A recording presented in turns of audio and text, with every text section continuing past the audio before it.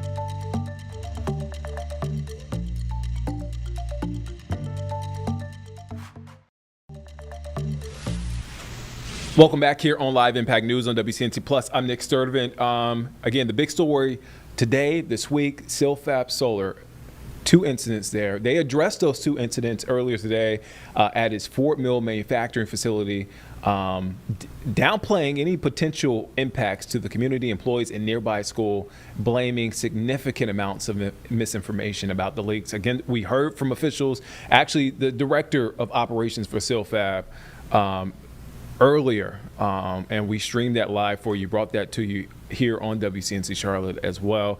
In case you missed it, we want to go back and we want to play that press conference from earlier so you can hear from SILFAB. Let's take a listen in. So let's be clear, Silfab Solar, we're extremely committed to operating safe and secure facilities.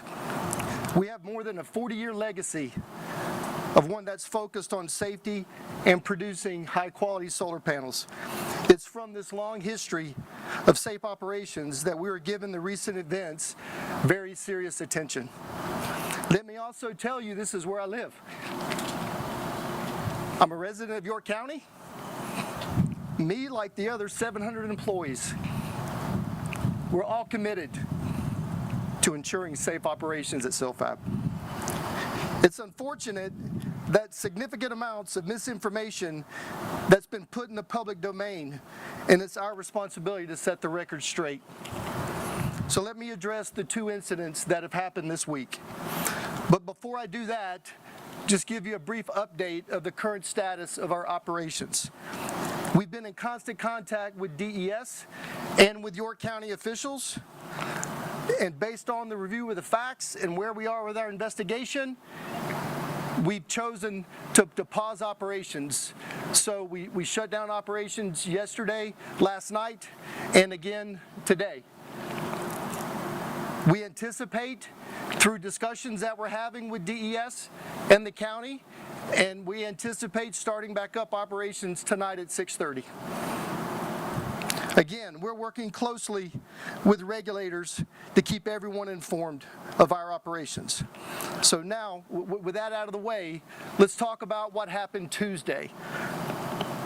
Tuesday's accidental release of approximately 300 gallons of water containing small amounts of potassium hydroxide.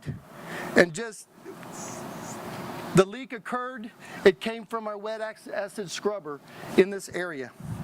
And just want to clarify one thing.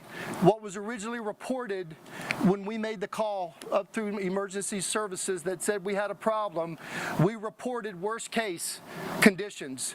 The scrubber holds over 1,500 gallons. At the time, we weren't quite sure initially how big the leak was. Only after our investigation started, we estimated the leakage was at 300 gallons.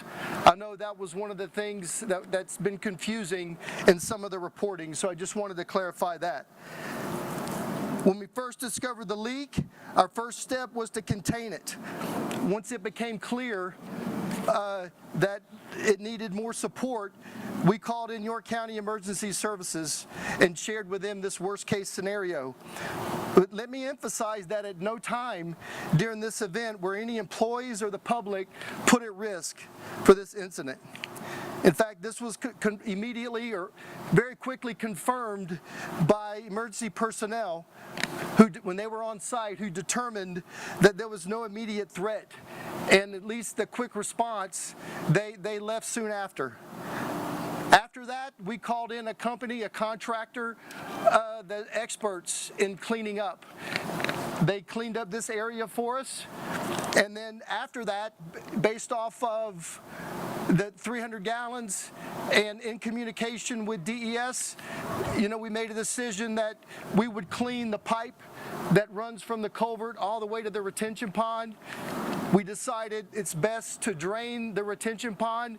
In fact, we're doing that right now. The draining should be completed this afternoon. And then the next step will be a skim level of soil remover. Again, this is worst case, just in case scenario.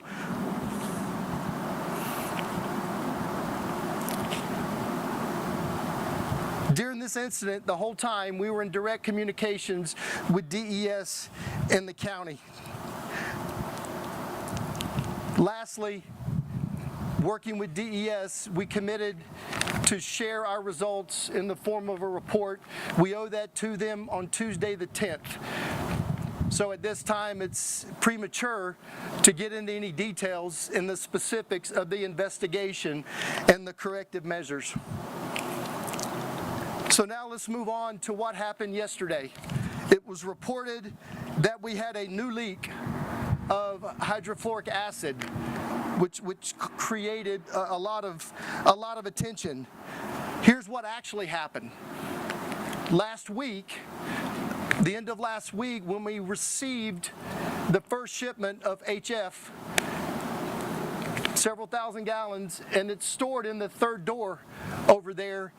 We offloaded, and part of our follow-up inspections, we recognized very small drip that was occurring at the base of the tank. There's a bulkhead that has a flange that attached to it. We communicated with the vendor who we purchased the tank from. They recommended we tighten the flange. We did, and it reduced the leak. Unfortunately, it didn't completely eliminate it. It brought it down to roughly 1 drop an hour. All right, so that is the director of operations there for SilFab at that Fort Mill facility in South Carolina. Again, they had 2 incidents this week. We heard from officials there. We brought it to you here on WCNC Plus, also on WCNC Charlotte. Our Anna King is following the story for us today, so we'll have more from Anna King on the TV side of things, and we'll continue to keep you updated here on the digital side of things, on the streaming side of things here on WCNC Plus.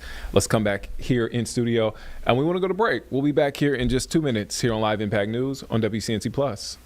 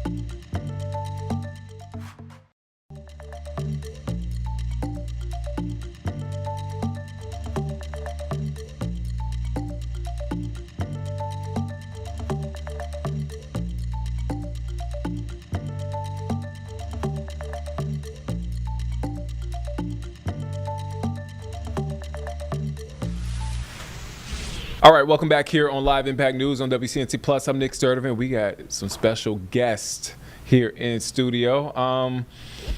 Man, where is time going, Carlene? I just feel like time is just moving. We're already in March. Too fast. Too fast. You know what that means? Prom season is right around. Prom. Do you remember your prom? Of course I remember my prom. Oh, Do you remember your prom? I do remember my prom. I remember. It's spotty, but I remember it. I will say I remember I spent $100 on prom night, and I thought I would tell this story for years. Man, I spent $100 on prom night. Yeah. I said it in a way like, man, I broke the bank.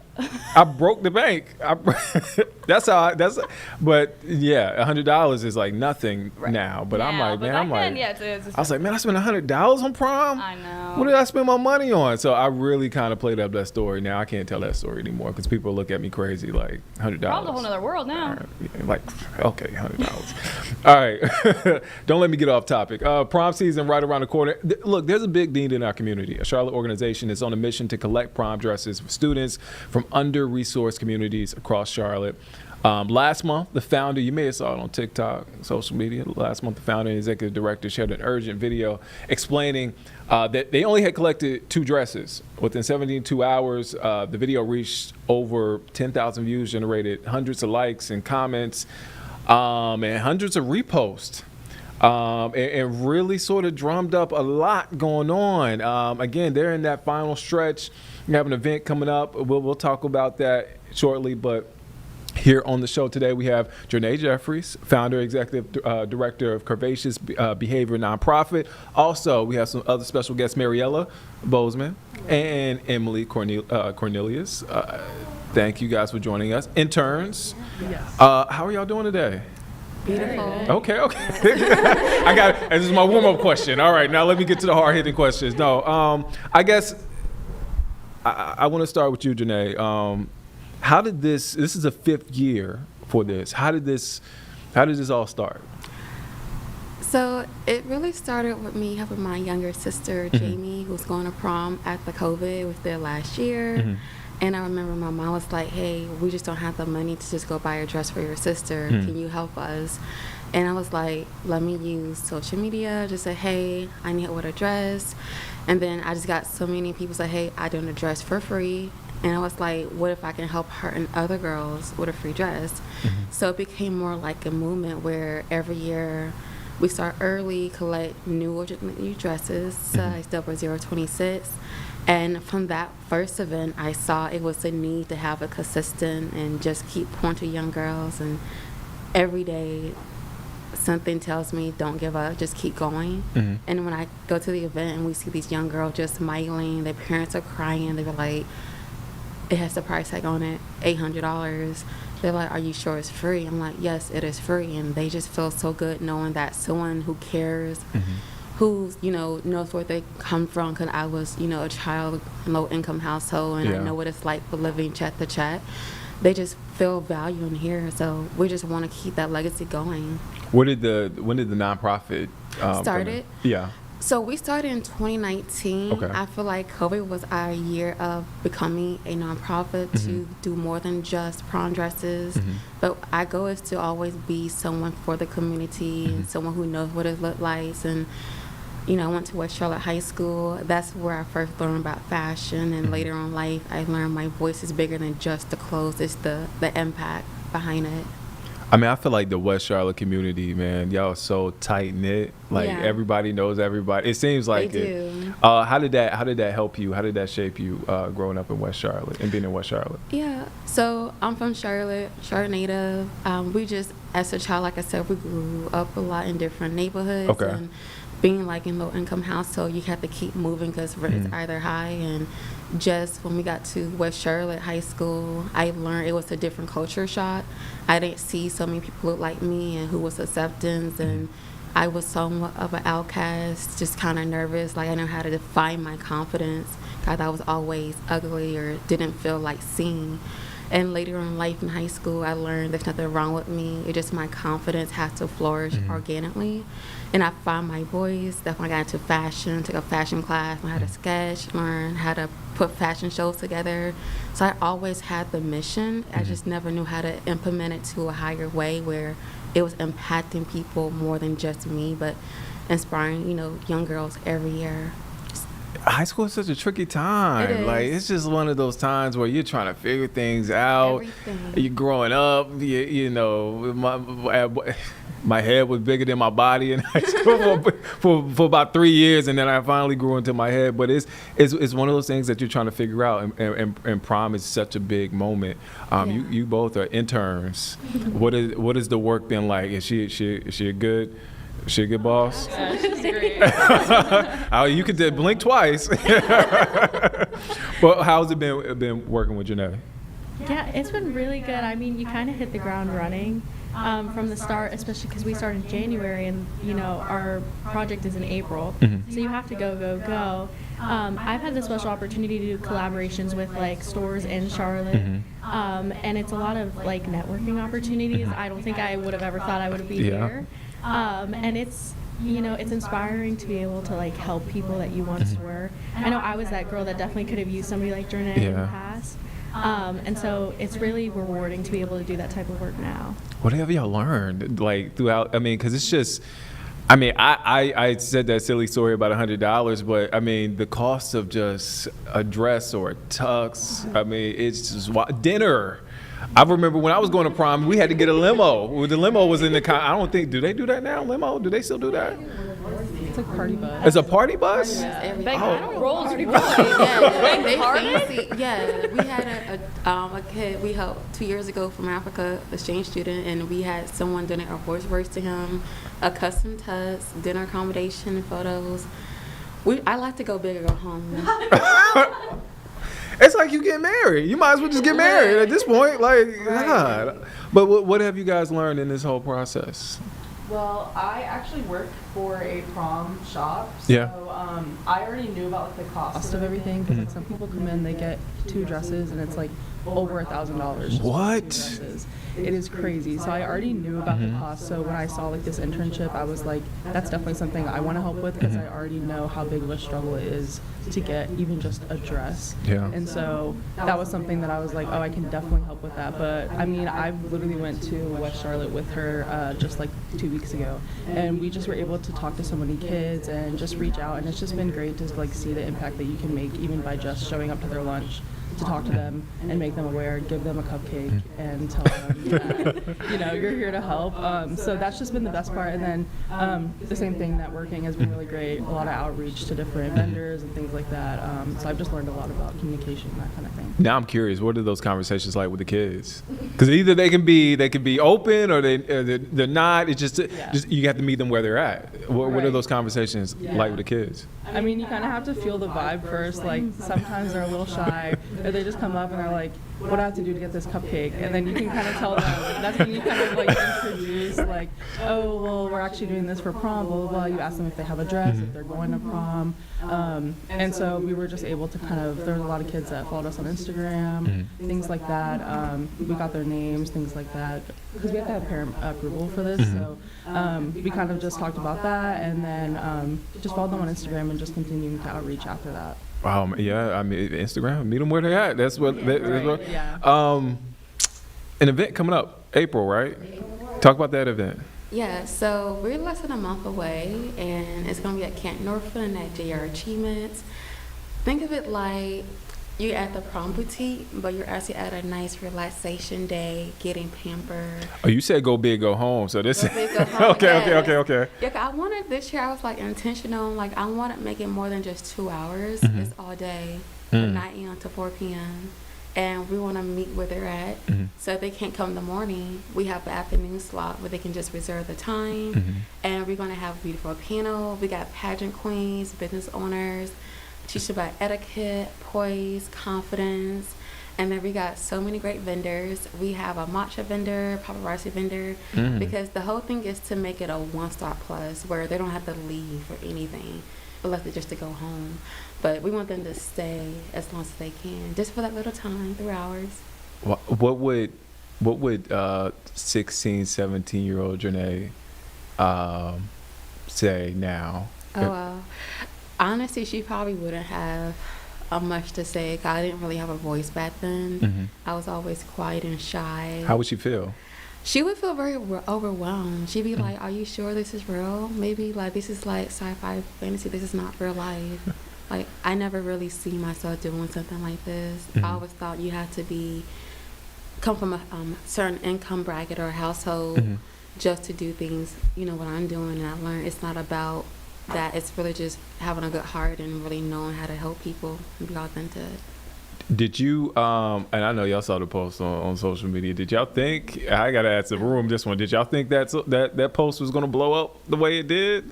Because it was just you on camera saying, hey, this is where we at. We only have 2 dresses. Yeah. We need your help. But and it just blew up. Like, did y'all think that was going to happen at all? No, I was looking rough that day. I was like, let me just like do something. But I was like, I'm just going to just put it on.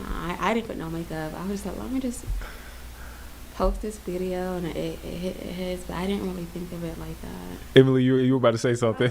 Definitely not, but you know, it just shows how much the community actually really cares for each other. You know, that we actually will show up with for each other. But I definitely didn't think that it was gonna go that viral.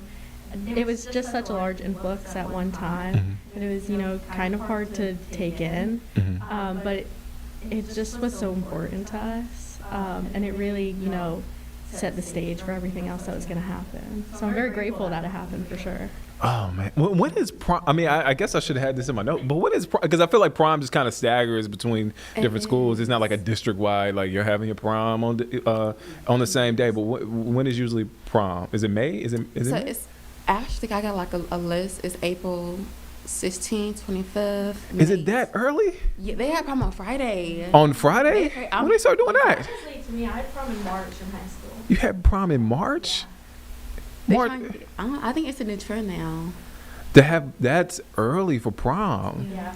It's like usually I guess when I thought about prom and we were getting stuff together to get a tux and my date was getting her dress, it was like, all right, we made it through Christmas. All right, your parents, you try to do it as big as possible for Christmas. All right, now we got to save up for prom. Right. And now it's like, they don't really give you much time to save up. No.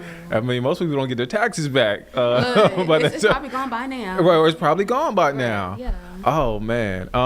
What I guess, do you guys ever get a chance to take a step back? And this is my last question. Do you ever get to take a step back and really just kind of soak in what's happening and what is happening as you guys prepare for the event and also the event itself, and just to kind of again take it all in? Do you get a chance to do that at all?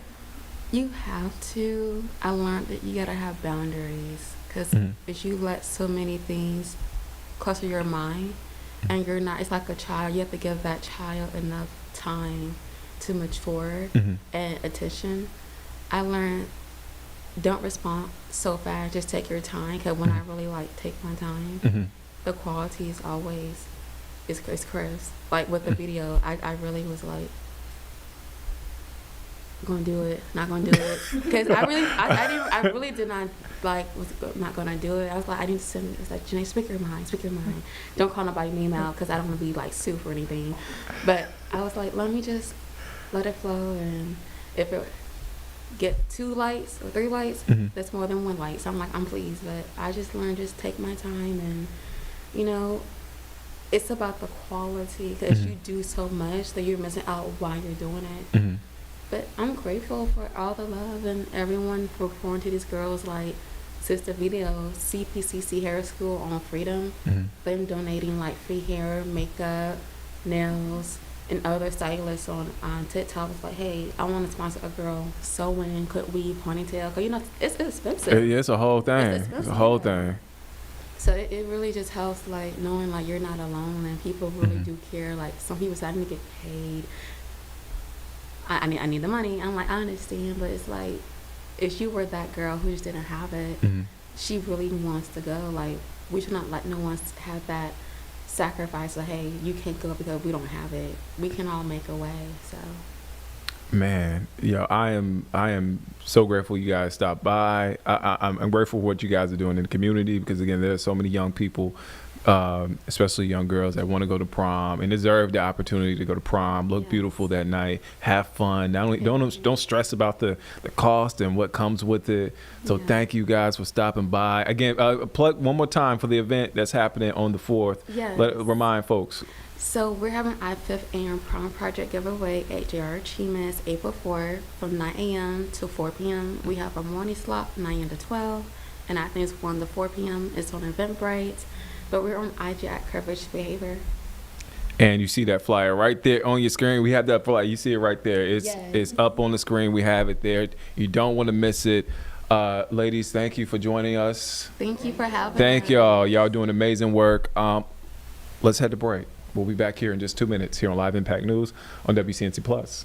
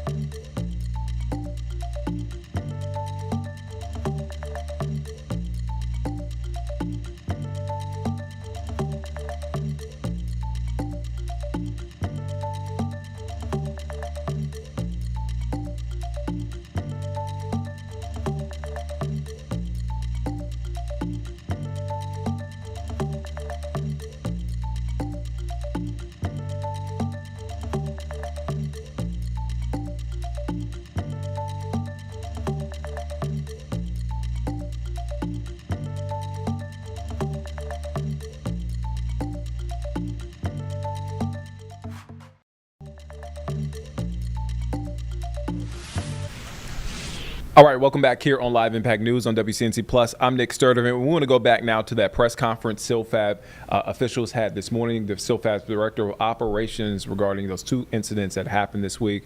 Let's take a listen in. At no time, even during this trip, were our employees or any of the community put at risk.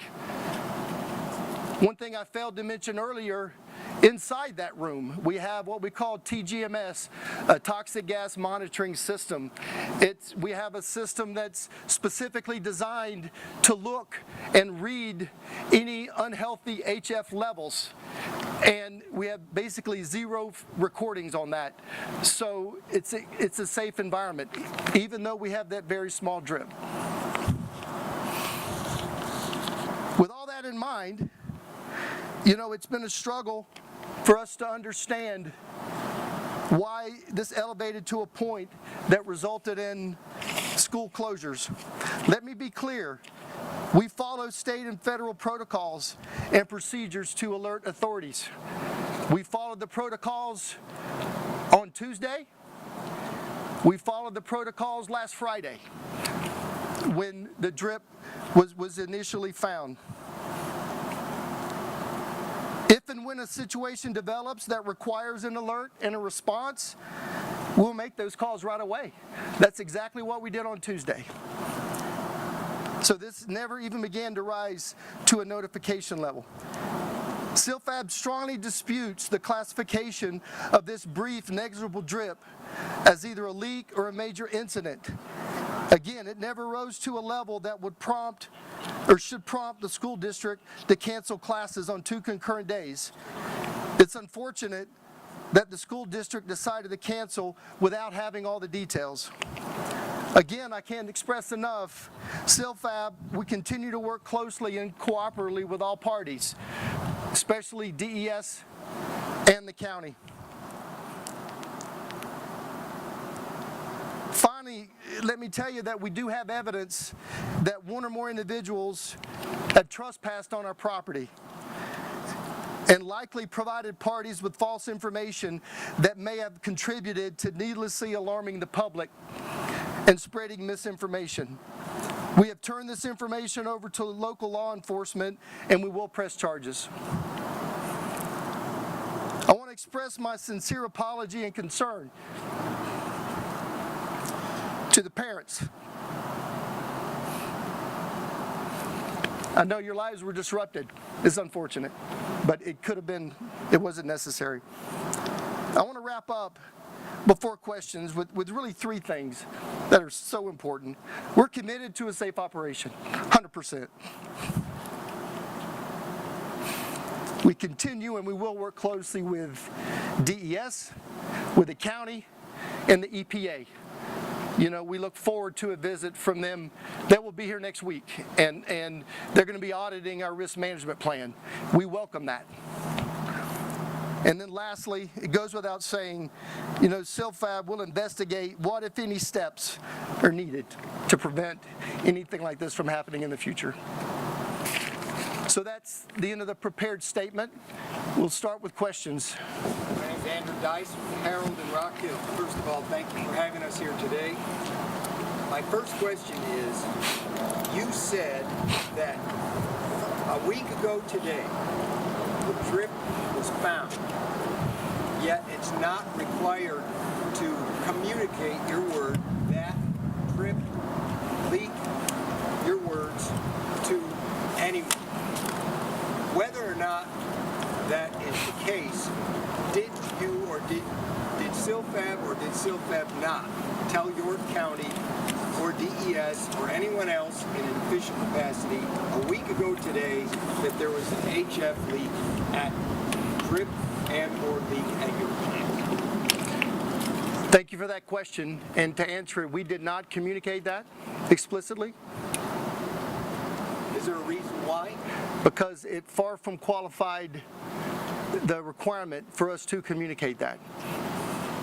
Whether there's a requirement, excuse me for asking or taking another question, but whether there's a legal requirement or a protocol requirement to tell someone in an official capacity or not, did you not believe, SilFab not believe that it was in the best interest of public perception and safety to know there was a drip a week ago? We followed the procedures. We have a reaction plan that we've shared with the regulating bodies. They've accepted that reaction plan, and a drip, if you of that magnitude, far from qualifies from notification.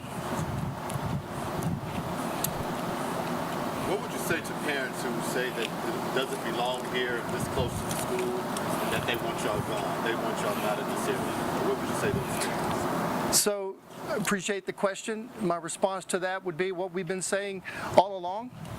I mean, we are proud to be here. We have over 700 people that work here now. We have significant levels of safety protocols that are in place. Many areas of redundancy where necessary. And in addition to that, you know, we do have the procedures and policies in place for reaction to anything that's non-standard, including the events that happened this week. So they're concerned about being this close to the school, or the plant being this close to the school, the parents' concerns, or are you trying to help them say that you should be here? I think we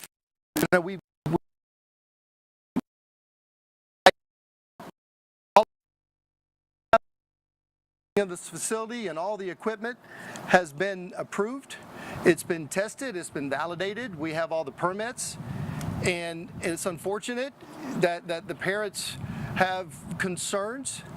But again, I mean, it's if it were unsafe, I wouldn't be here. If this was an unsafe plant, you know, we would not have brought in 700 people to work here. These 700 people live in this community. They have kids, they have families, they have relatives. A lot of the kids go to the same schools that some of the parents are concerned. We got insight at the WSNC. We got insight that there was a emergency call on February 19th, so about 2 weeks ago, and it said a woman in her 40s called with confusion, difficulty breathing. Do you know anything about that? I can't remember the date. We did have. We've had a couple of emergency responses that have come, and every one of them has been tied to a personal illness that had nothing to do with any of our operations. And then lastly, is this to have 2 incidents in 1 week? Is this out of the ordinary? Is this something, do you usually have minor spills, like you said, in Mount Florida? It just seems like you said, it's blowing up a little bit. Well, it is blowing up. Right, and I would say that it's unexpected, okay? But I will say that in manufacturing, in handling with tanks and piping, it's not unusual to, even after testing, it's not unusual to see very small drips. That's why we inspect, when we fill tanks, we inspect every connection to look for those things.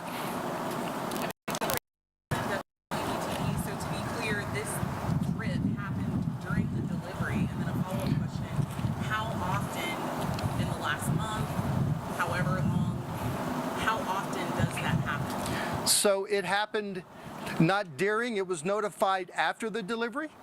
The delivery process, I mean, it took a couple hours to offload, and it was after the delivery when our facility team was doing their required inspections of the system, including the piping, they detected drip. So how often, you said that that's not unusual, how frequently does that happen? But it's the first time it's happened here.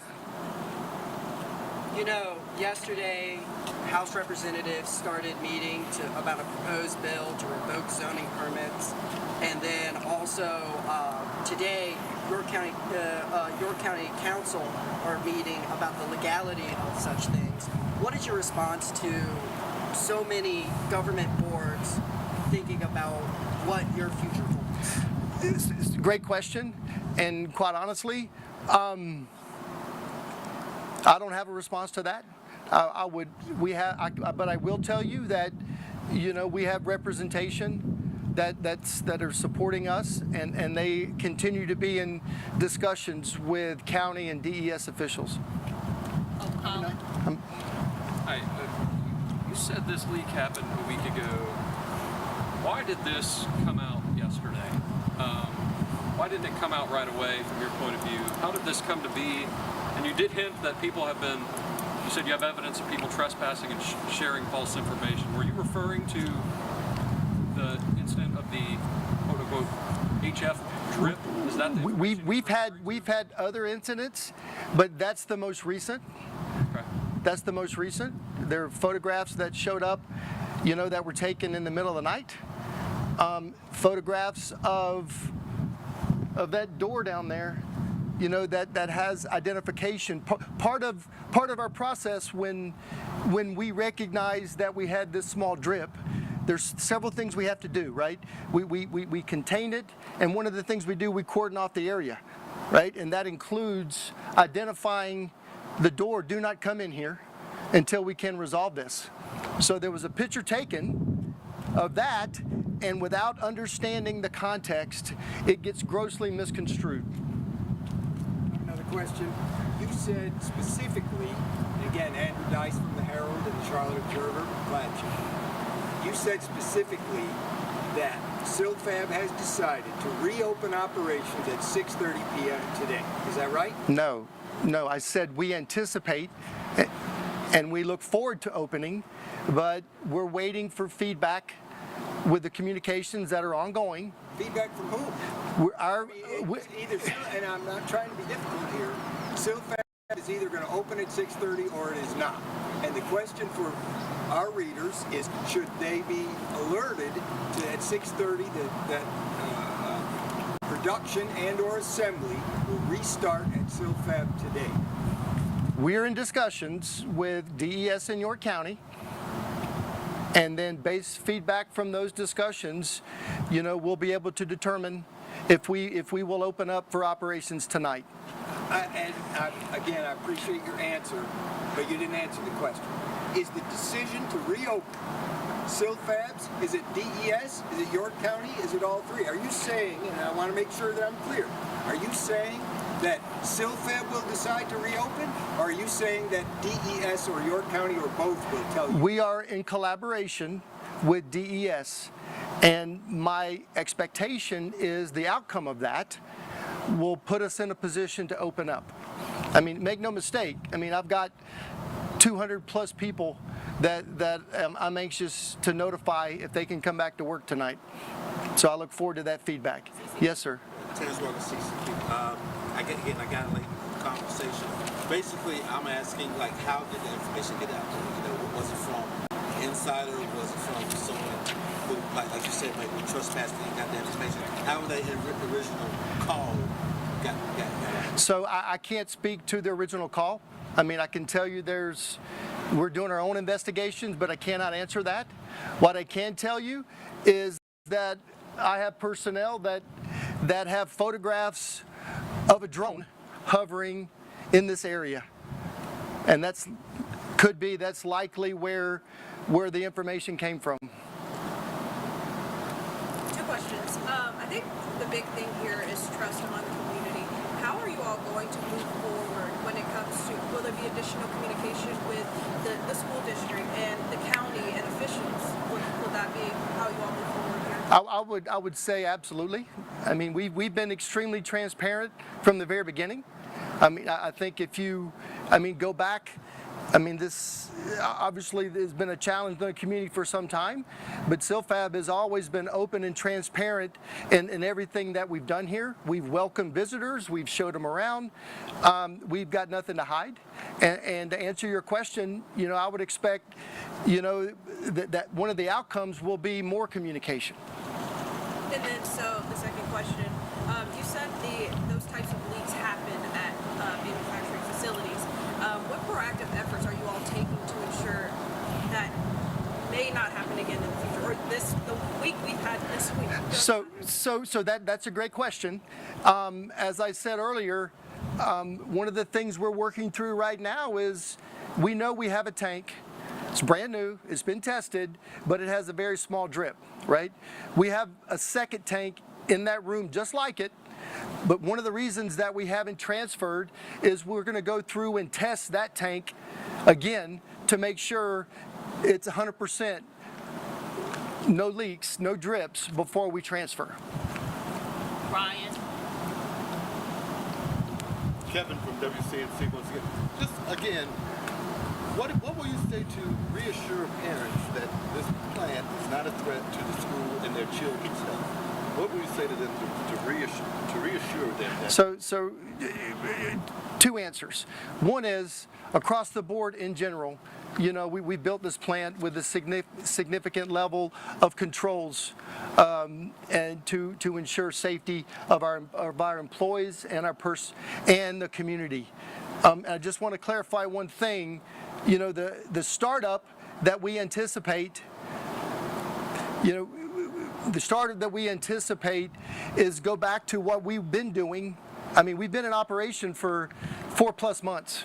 And the operations that we anticipate starting up right now doesn't require a lot of what you see right here. Okay?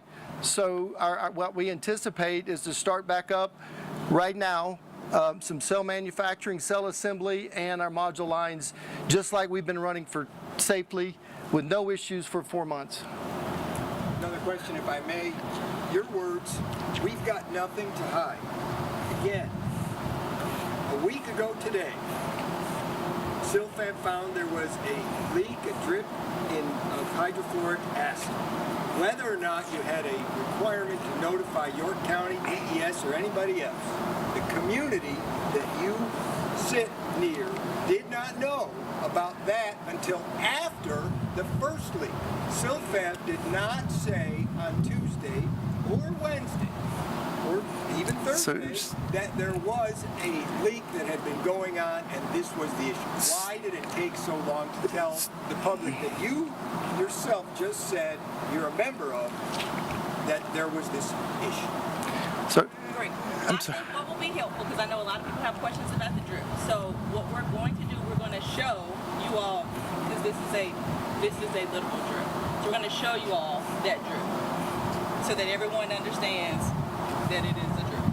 Well, I appreciate that. Yeah, but that's the question remains. The question remains. The management of Silfab knew a week ago today there was a drip of HF, whatever that is, and only after a first spill release of a different chemical, and then public information that came out that there was this drip 6 days later, now 7 days later, you are saying, yes, it happened, but we didn't have to tell you. How can the community expect again, your words, we've got nothing to hide? Again, and I'll be glad to show you the drip, we're talking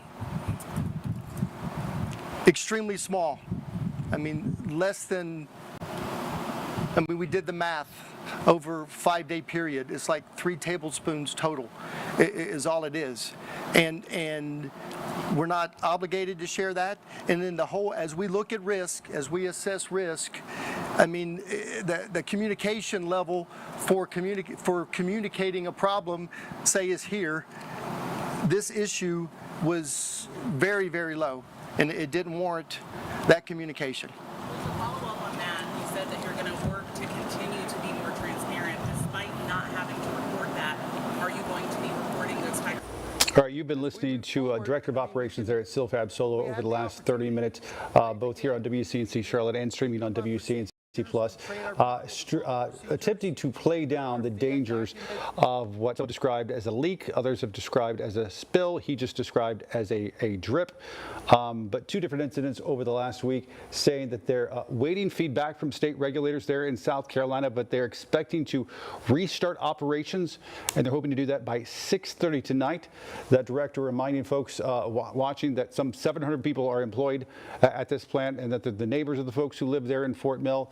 And again, saying the dangers have been greatly overstated, saying part of the drip that happened last week was only about 3 tablespoons of this hydrofluoric acid. All right, so that was our coverage, a little bit of our coverage from earlier, and that press conference from SilFab officials regarding those 2 incidents this week. Let's take a quick break. We'll be back here in just 2 minutes here on Live Impact News on WCNC Plus.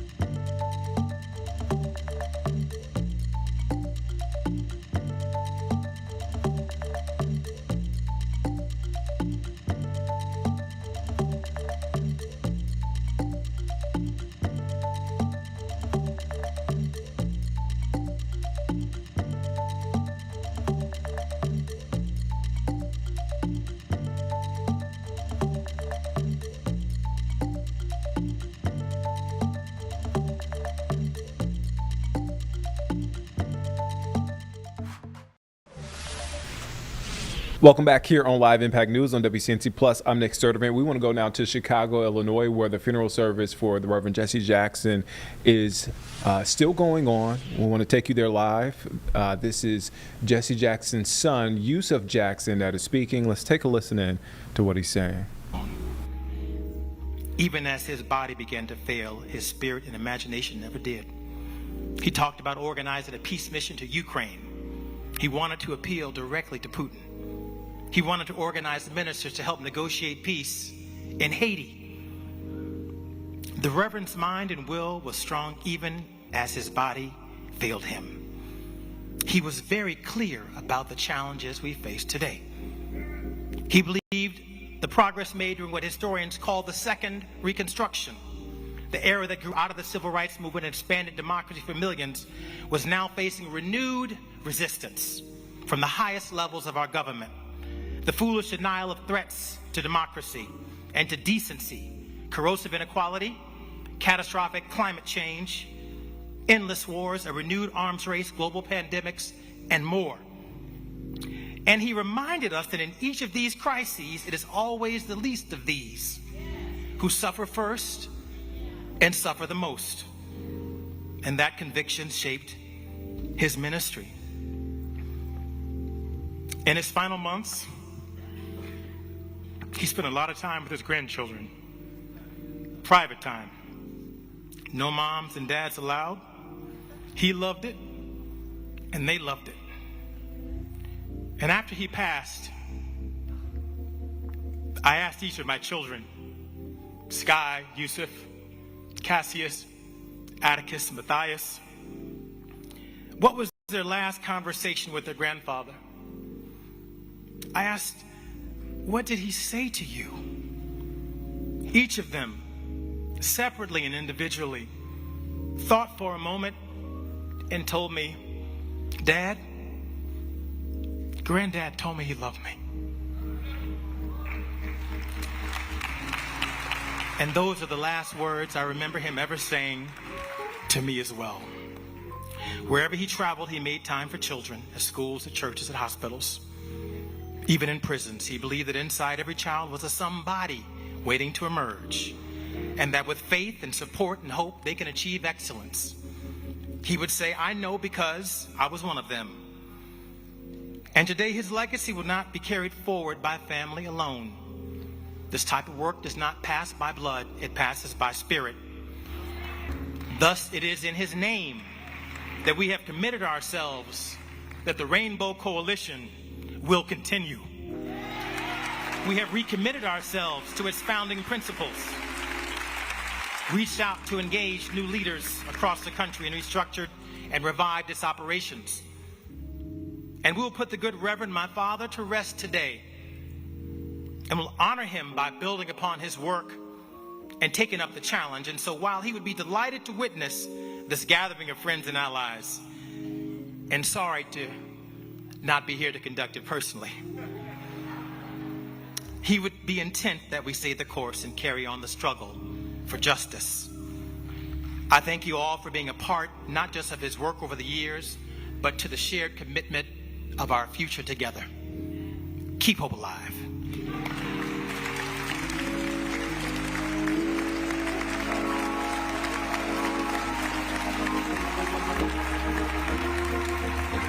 Come on, let's celebrate our brother, Mr. Yusef Jackson.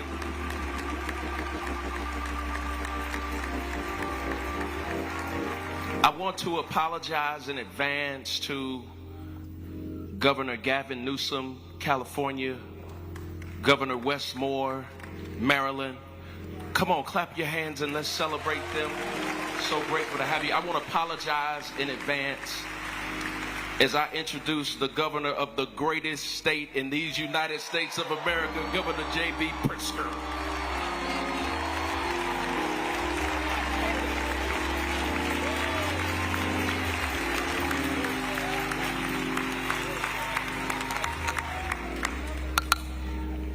You said it.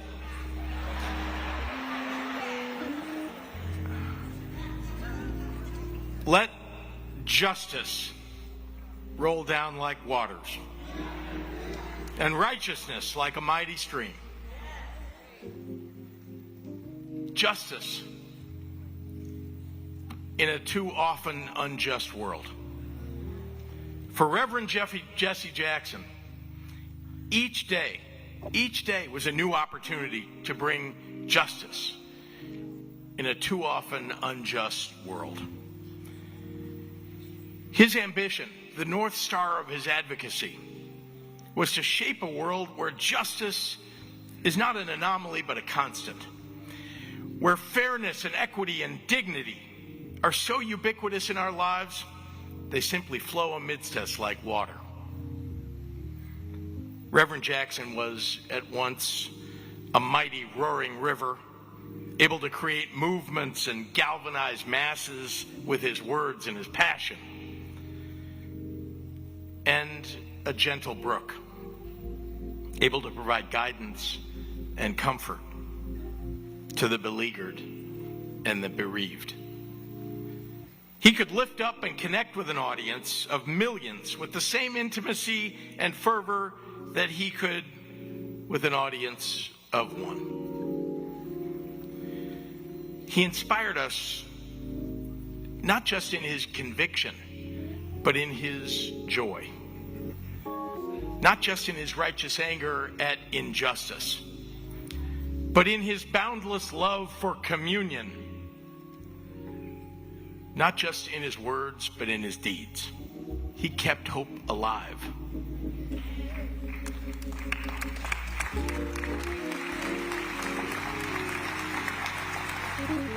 Now, I find it somewhat difficult to memorialize a man whose presence always loomed so large among us. You could still feel his presence in this room with us here at the House of Hope.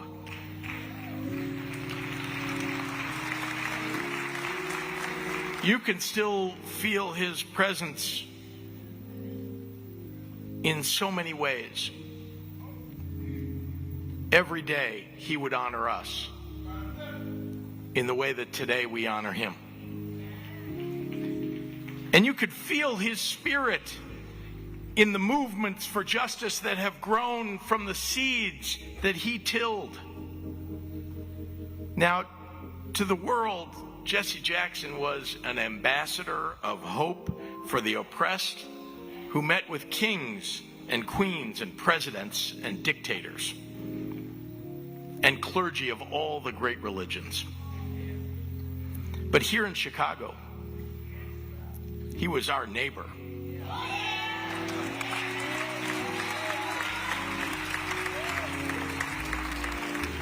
He was our friend. We were so proud. We are so proud. Here, his message of hope was one he offered in a friendly smile to the child playing in front of their home, or the tap on the shoulder for the young man looking for just a little bit of encouragement. He taught us to expand our ambitions and dare to imagine a better world, and to be kind and decent to one another. He brought enormous pride to the people of this city and this state.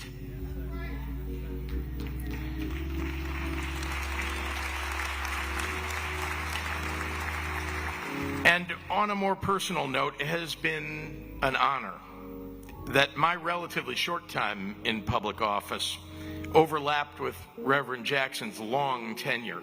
And let me assure all of those who are here today that even as his body started to fail him, the Reverend's mind remained sharp.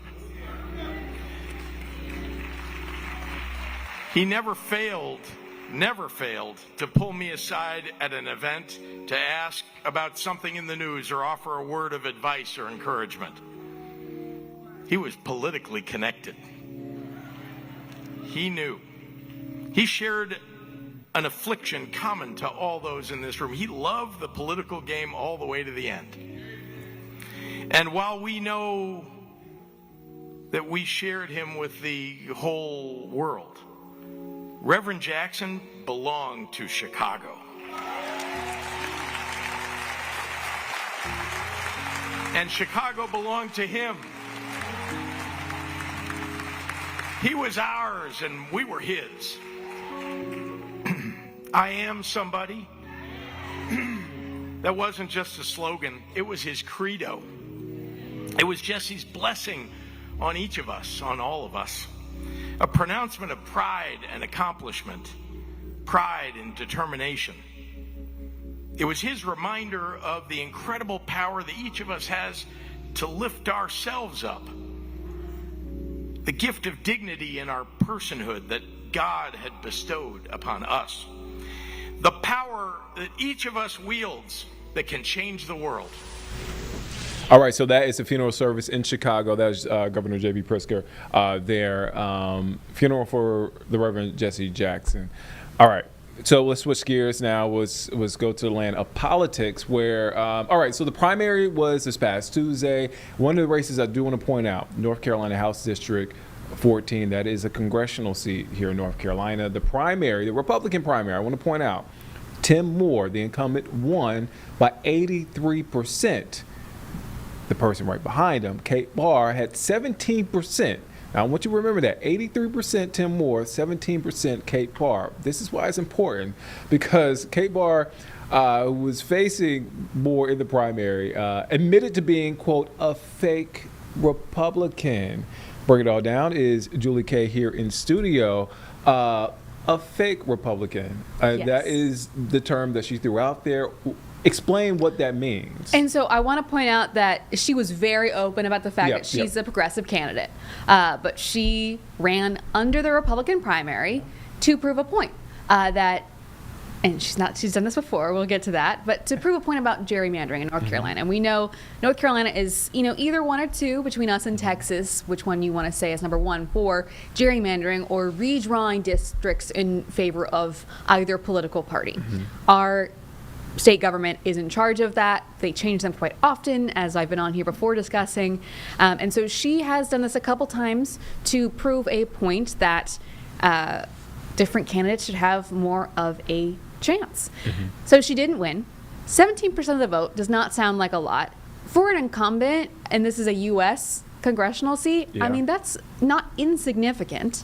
But yeah, it really, it was interesting to listen to her talk about, why she decided to put all this effort behind a race she pretty much knew she could not win. She has a light up sign that says loser in her office that I was in earlier. So this is not the first time she has run for a race she didn't have much of a chance in, for the purpose of pointing out that there should be more opportunities, she says, for other candidates to have a chance. Because the area that she would have represented, that area, she said, it's not fair to say that everyone here is a Republican. There should be, more representation for the other side here. I mean, you're talking about 8,600 votes that she won. I mean, granted, Moore won 42,000, but that's still 8,600 votes that she won. And that's, again, in the Republican primary. And this is what's interesting about North Carolina, is we're one of a few states that if you're an unaffiliated voter, you can still vote in the primary, just choosing the Republican or the Democratic ballot. So basically what's happening is unaffiliated voters, whether they're Republicans or not, they lean that way or not, are voting for her is really what it came down to. Not all, but that's a good chunk of it.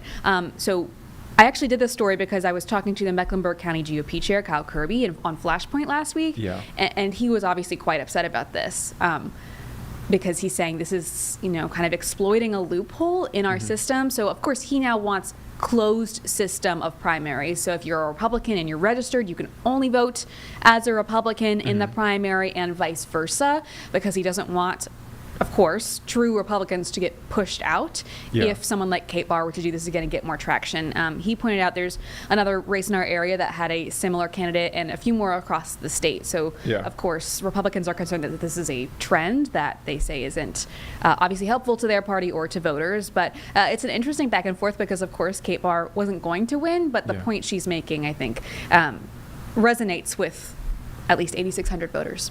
And yeah, I mean, that, again, just to point that out, like you said, she knew going in, like, I don't, fare well in this race, but I have a point to prove.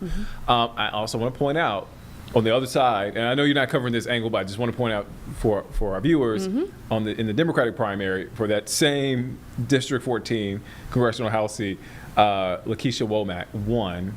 She got 52. I'm looking at the numbers. I'm cheating right now. She won 52% of the vote. It was a tighter race. I'm talking about 41%. Brent Caldwell was right behind her. So it'll be interesting to see how that shakes out. She says that this district is winnable for Democrats. Yeah. It will be interesting. Of course, she's throwing all her support behind the candidate now. But this could be an interesting race with how many people, she said, showed up to vote in the primary, the Democratic primary in particular. Yeah, and also want to point out Congressman Tim Moore was in the General Assembly for a long time, and one of the more powerful politicians, and lawmakers in the General Assembly for a long time. So again, do with that what you will. Could shape out to be a very interesting race. It will. We have a lot of interesting races. I'm having a great time. I know you are. I love this. It is, it is a lot of parody. It was a lot of parody for a primary.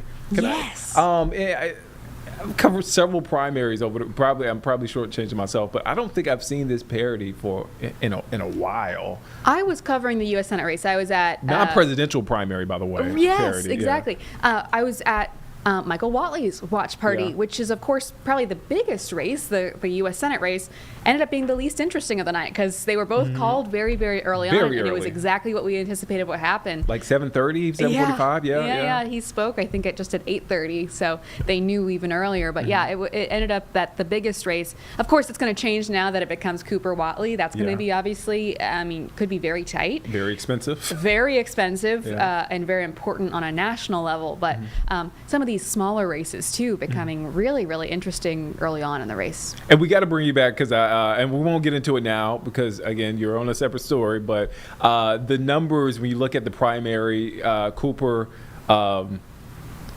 winning by a lot. Watley, he had a sizable margin, but it was a closer margin on the Republican primary side of things. So I want to pick your brain. I would call that a teaser. Well, unless you got something for me now.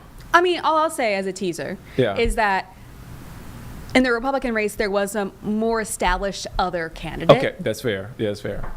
But it was interesting that there was another established candidate, given that Michael Whatley jumped into this race very quickly and pretty much immediately had the support of President Donald Trump. Yeah. And so that's why it's interesting, because Cooper didn't have, I mean, there were a couple of names on the ballot. Some of the names on the Democratic ballot actually weren't eligible.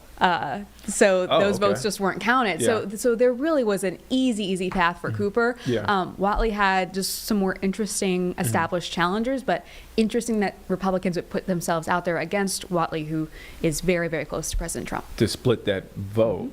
Again, I want to bring that up because there are think pieces out there. There are reports out there. So I know you've been covering a lot of it. So I want to throw it out there. There's a little bit of a teaser of that conversation that will come. We have months to go before we get to that final stretch of that race. And we have a lot of discussion. And we'll have you back, of course. I'll have more to say. Julie K, all things politics. Go get some lunch, Julie. Thank you. Let's take a quick break. We'll be back here in just 2 minutes here on Live Impact News on WCNC Plus.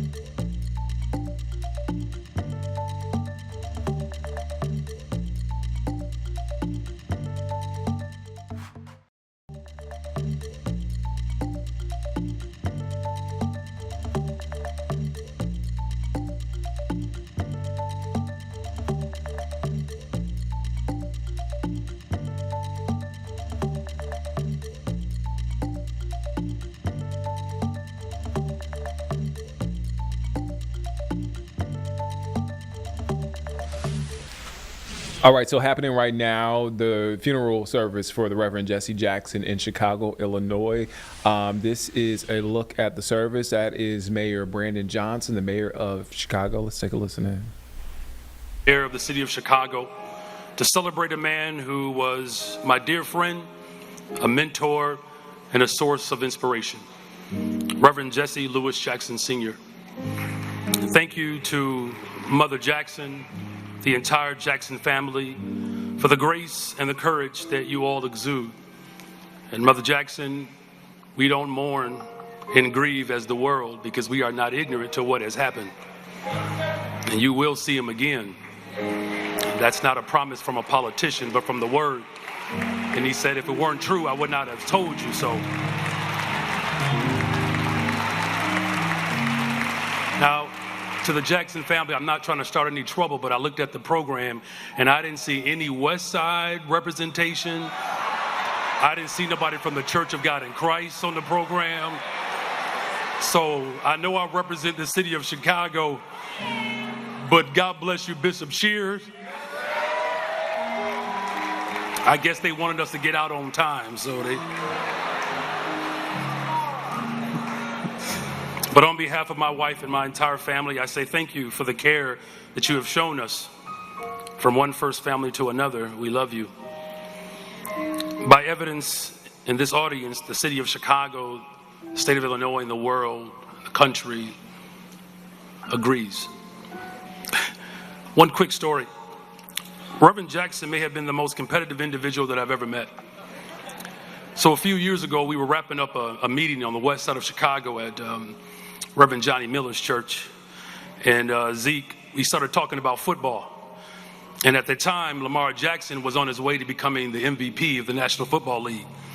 And I looked at Reverend and I said, now there's a Jackson that's really making a name for himself. And you know, Reverend did not like that. And he looked at me and he said, you know, I played that position. And he said, you know, I was better than Lamar Jackson. Zeke, true story. He said, he might be taller, faster, and stronger, but I'm better than him. And I said, Reverend, well, that doesn't leave too many more categories to determine greatness. And I said, in all seriousness, what makes you better? He said, because of my instincts.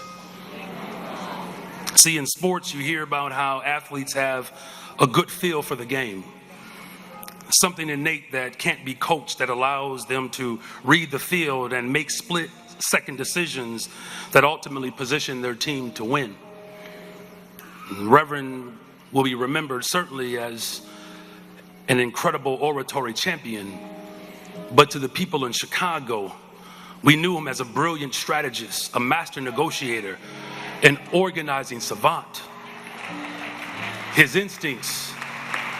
See, he didn't shy away from the painful realities of racism and hatred, but he had a God-given ability to bring people in, to encourage them in, and to enlist them into the fight of our collective liberation. It was his instincts that understood that labor and faith were one and the same, as Dr. King prophesied. It was his instincts to stand up against school closures and the shuttering of mental health clinics. It was his instincts that led protests down Michigan Avenue when a boy's life was taken by a police officer and then government decided to cover it up. It was his instincts.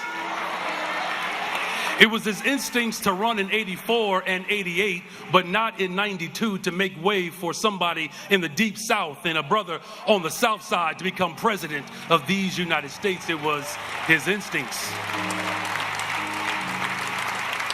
See, I had the privilege to accompany Reverend to Selma one year, and while we were there, he recounted the days and weeks that were spent organizing to get folks to walk with them across the Edmund Pettus Bridge.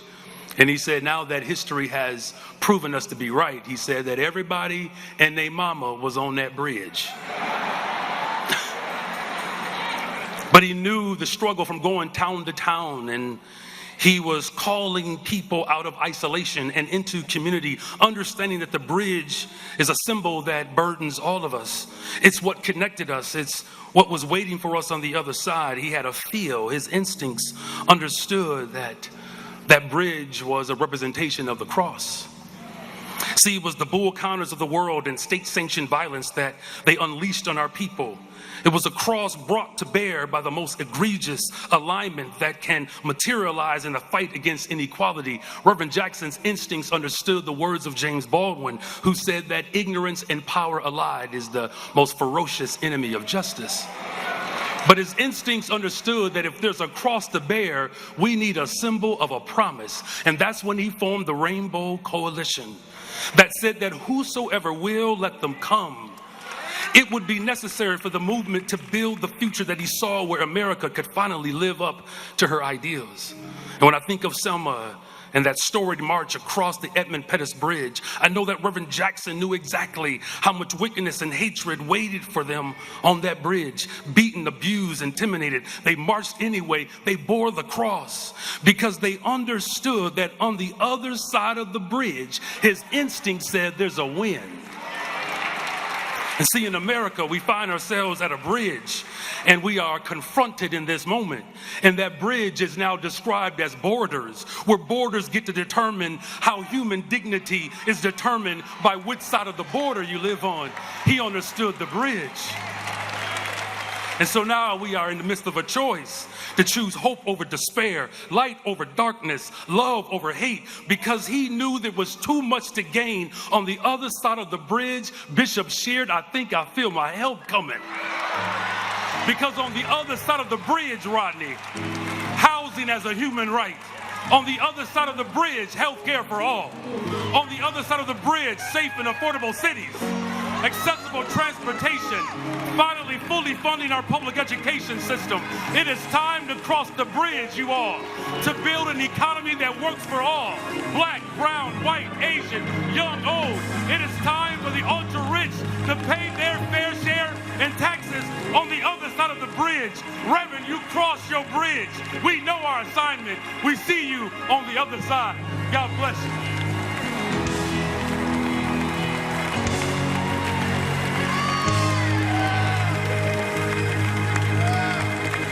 Reverend Mayor Brandon Johnson, everybody.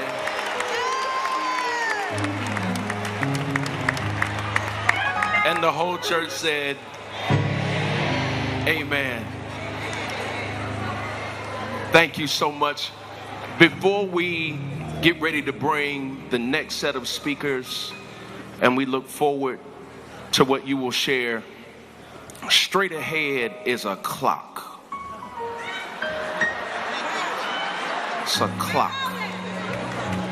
We would love for you to help us as we press towards our goal. Hasn't this been fantastic thus far? Can we thank all of our speakers and participants? Can we please welcome one of Reverend Jackson's favorites, Ms. Opal Staples. Come on, put your hands together real quick with me.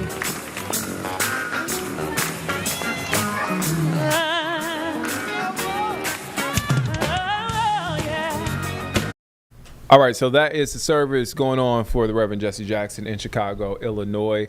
Let's come back here at home and let's go to break. We'll be back here in just 2 minutes here on Live Impact News on WCNC Plus.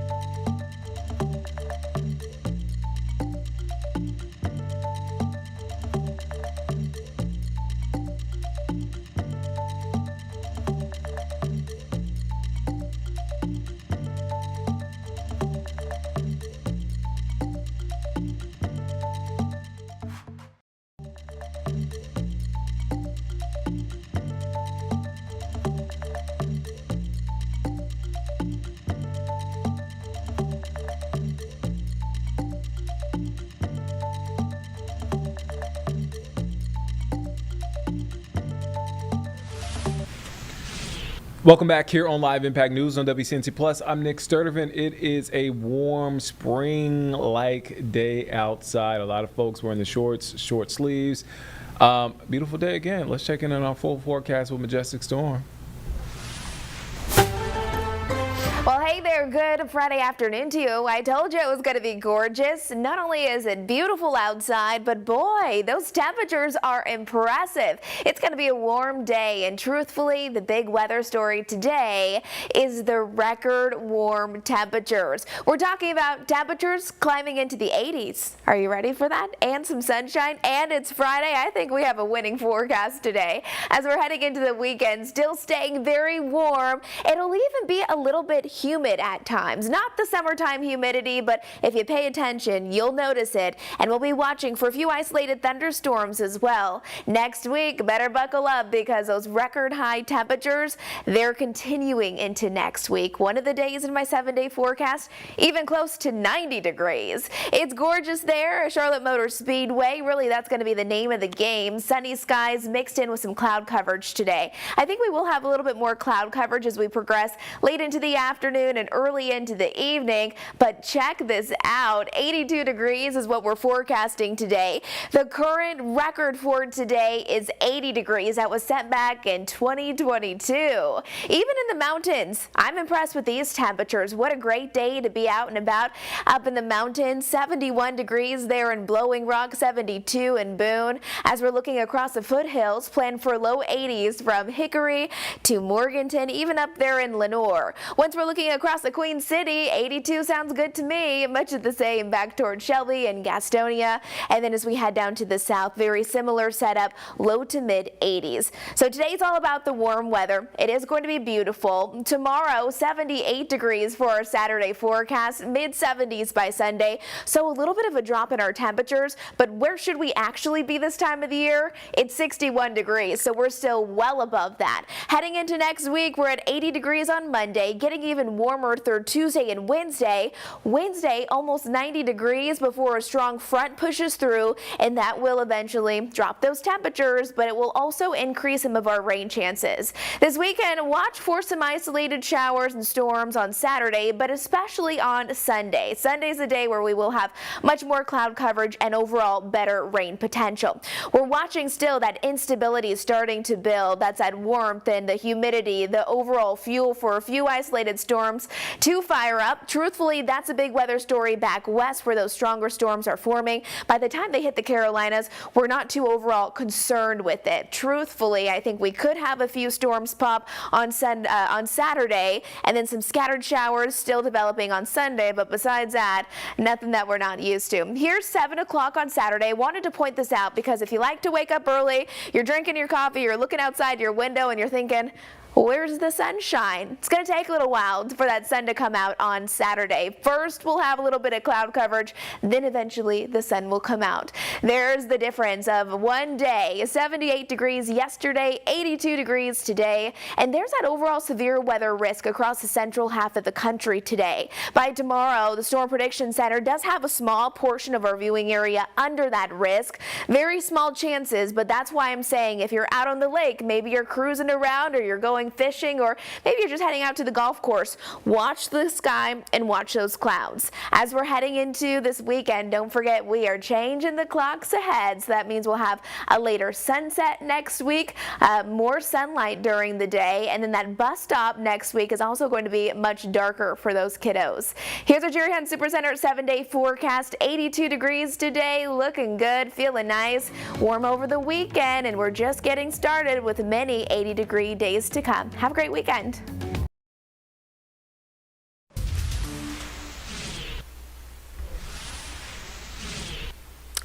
Sorry about that, folks. That's what happens when you just accidentally hit a button. That was me. That was my fault. I'm sorry about that.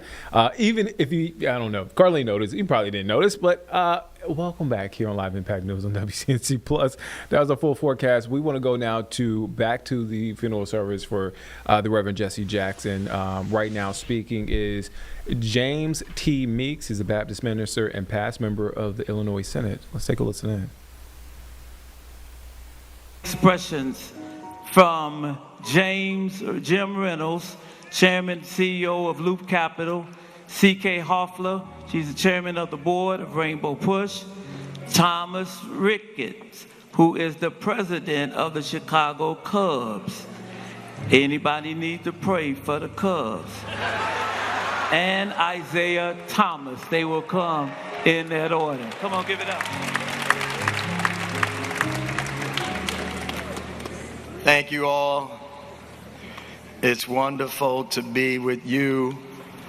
I usually speak a lot, but I generally speak at finance conferences talking about stocks and bonds, and I never speak behind speakers like this.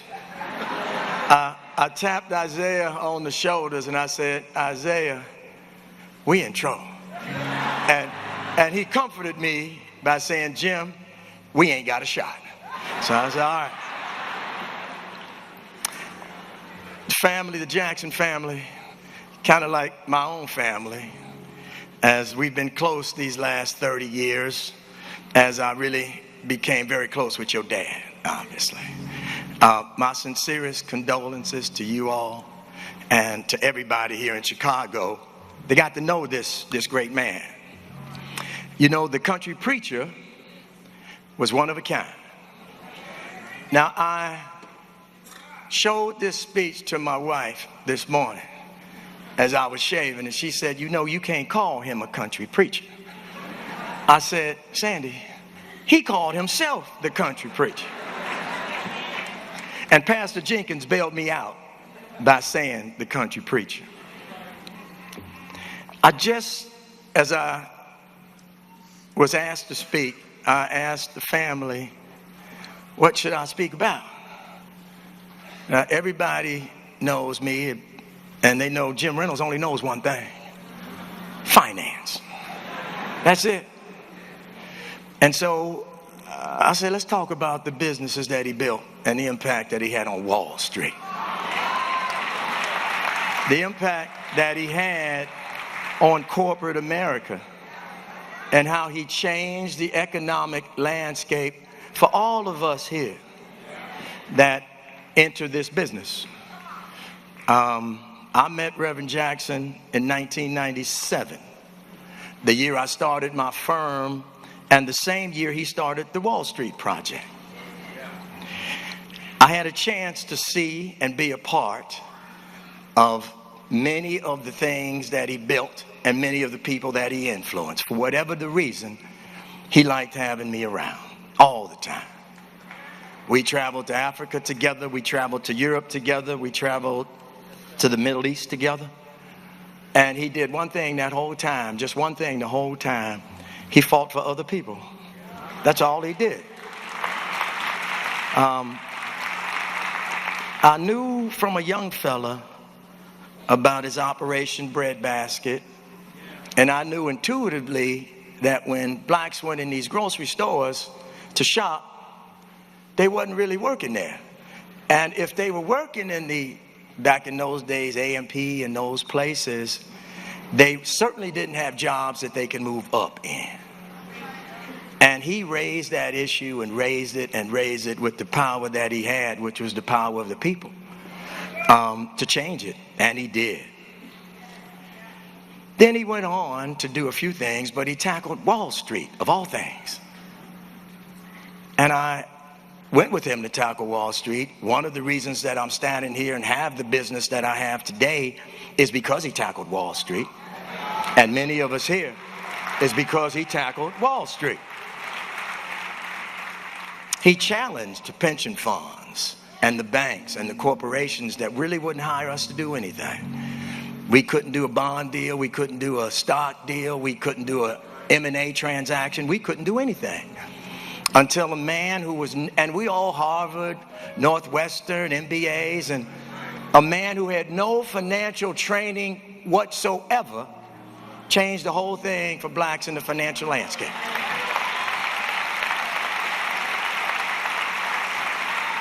Then he called me one day. He said, Jim, give me $5,000 or $10,000. I said, why do you need $5,000 or $10,000? He said, I'm going to buy some shares of stock. You just going to buy a few shares of stock? What is that going to do? That's going to get me inside of the corporate boardrooms to talk, because I'm a shareholder and I can attend shareholder meetings. And he attended those shareholder meetings and raised the issues of why are you corporations boycotting black people? And why are you boycotting black financial firms and other firms? He changed the landscape. And then he did it again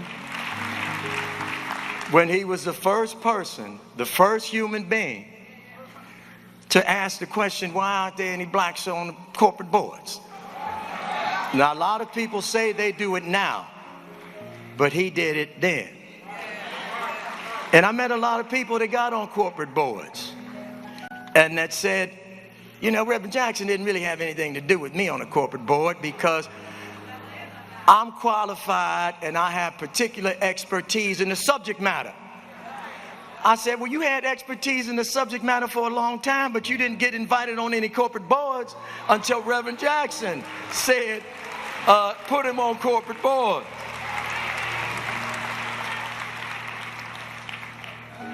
I've seen Reverend Jackson fight in meetings for contractors, for entrepreneurs, folks that didn't have much, and he got nothing out of it.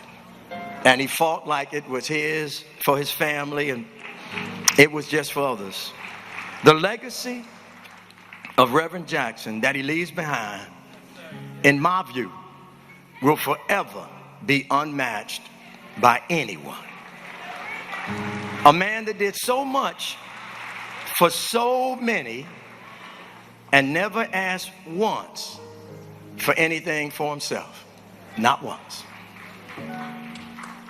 Reverend Jackson, from my world that I see, could have made millions of dollars at any point by accepting any of the many corporate boards appointments that he was offered, but he didn't. He would have made millions by just asking folks for a little piece of the fees or the businesses that they built under his influence, but he didn't. Money didn't motivate him, and I know that's a fact. Helping people did, and that's just what he was born to do.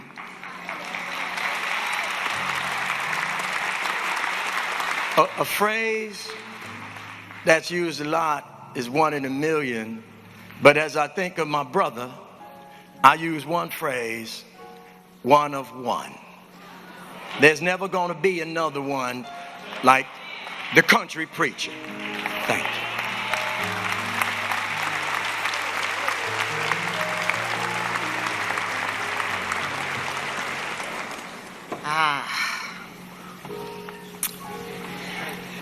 Bonjour, mesdames et messieurs.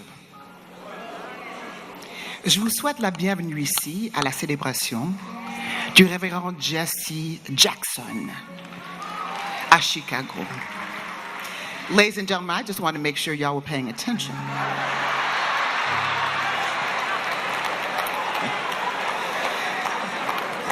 To the incomparable, fantastic, fabulous, magnificent mother of the movement, Dr. Jacqueline Jackson. Get on your feet and recognize her, ladies and gentlemen.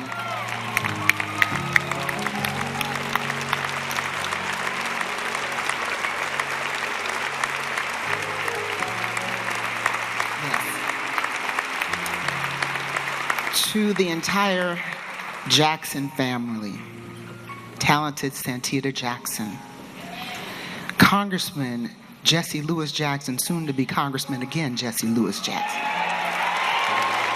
Congressman Jonathan Jackson, our president and CEO of Rainbow Push and everything, Yusef Dubois Jackson. Dr. Jacqueline Jackson, little Jackie, but Dr. Jacqueline Jackson as well. Brilliant, and to the very talented Ashley Jackson. We say to you today that we thank you. We thank you for sharing your father, your husband, with the world each and every day, because it is because of you that he had the courage, the energy, and the inspiration to do what he did. And to our mother again of the movement, we thank you. We thank you. So, to our presidents, my. To President and Dr. Biden. To President Barack Obama. And we're going to recognize Michelle Obama as well.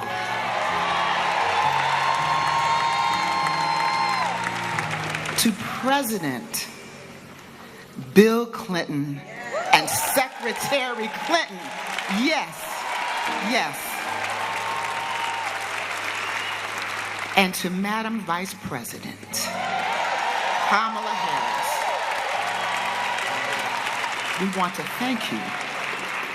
Thank you for all that you did. Thank you for all that you do. Thank you for your solidarity, continued solidarity with Reverend Jackson, Rainbow Push, Citizenship Education Fund, Push Excel. And Reverend Jackson, yes, I was his lawyer for 38 years. I am 37 years old, you see. And I want you all to know, for those of you who don't know, that Reverend Jackson, like Dr. King and those giants before him, understood the synergy between activism, freedom fighting, and the law. He understood that. You had to have lawyers behind you, not all in front of you, behind you. Because what do lawyers do? You protect. You get people, if you have to, out of jail. You help to get permits. You organize. You are behind the great iconic leaders. And just as Dr. King had Thurgood Marshall, the incomparable Constance Baker Motley, Charles Hamilton Houston, and all of those magnificent jurists, Reverend Jackson had a legal team. John Bustamante, Willie Gary, my mentor, Johnny Cochran. You see, all of these people and more. I think I saw Cleo Fields in the audience. Janice Mathis. I could go on and on and on. He understood the significance and supported lawyers. Barbara Arnwine, Darrell Jones. And I say that because the National Bar Association, I'm a past president, we celebrated 100 years recently. 55 of those years, Reverend Jackson was our inspiration. We can trace Reverend Jackson's role with the National Bar in the building and development of our organization back to Senator Arthenia Joyner, who's in the audience, who was also his representative in Tampa, Florida, by the way, in 1984 and 1988. We had presidents like Lawrence Bozay. We had presidents like Julius Williams, who, when they didn't want to put him on the ballot in New Jersey, he was his lawyer. And then, of course, for 38 years, I have, along with others, been his lawyer. And I want to tell you the first time that I met Reverend Jackson. So in 1988, I met him maybe before with groups of people, but in 1988, Reverend Jackson was the most popular person in the world. As my kids used to say, in the whole entire world. Everybody wanted to talk to him. And the president of a small Central African country, Gabon, Youssef, you remember this, President Bongo said, we would like him to come to the continent. And that is just when we had changed from becoming black or Afro-American to African-American. And so Reverend Jackson, we negotiated this, and I was a baby lawyer my first year out of law school. And we negotiated Reverend coming to Gabon with a team. And Reverend, you know, back in the day when he landed, there would be a press conference. And there were thousands of people there to greet him, to welcome him back to the motherland. Some of you are nodding in the audience because you were on that trip. And when Reverend got off the plane, they had like 4 or 5 translators for him because, you know, this was the Reverend Jesse Jackson. And he got off the plane and he started talking, and the translators were looking, you know, like, oh my God, what is he just saying? And they could not quite translate the essence of Reverend Jesse Louis Jackson. And so the translation in the first 15 seconds was not right. And as a baby lawyer, one thing I knew was that we weren't going to let history go down in that way. So I stepped in and I translated for Reverend Jackson. And he said, say that, say it, but say it. That's just what she said. And that was in 1988, and a one-time assignment that I thought would last at the end of that trip became a 38-year journey where I've had the pleasure of, thank you, I've had the pleasure of working with the incomparable mother of our movement, his daughter Santita, his son Jesse, his son Jonathan, his son Yusuf, his daughter Jacqueline, and his daughter Ashley. That is why I am here today to say, ladies and gentlemen, he is a global icon. And so as I close, because Yusuf is giving me that look, I'm going to close by saying this. A luta continua. Vittoria è certa. La lutte continue, mais la victoire est certaine. I say that to the grandkids, you know what I'm saying. And translated into English, and to our new president and CEO, you must hear me and hear me clearly. The struggle continues. But with your magnificent leadership and support of the Rainbow Push family, CEF family, Push XL family, Push family, and all of the magnificent volunteers and people who stand by you, victory is certain.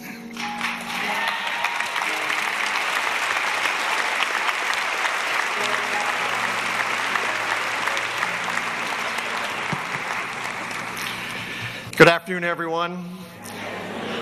You know, I was sitting here a little bit ago thinking, you know, I grew up Catholic. I've never been to a funeral like this. But then I don't feel so bad anymore because I don't think anyone's ever been to a funeral like this.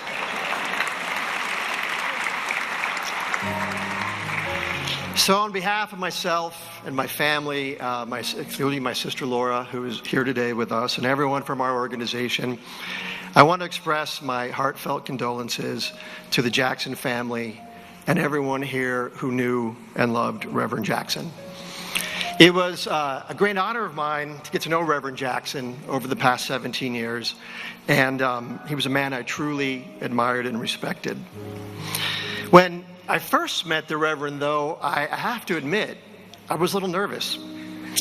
Everything I knew about him is something that I had read in the paper or maybe seen on TV. And, you know, his leadership and his leadership in civil rights and human rights and everything he'd done, Operation Push, everything he had done. And I knew all about that, but I'd never met the man.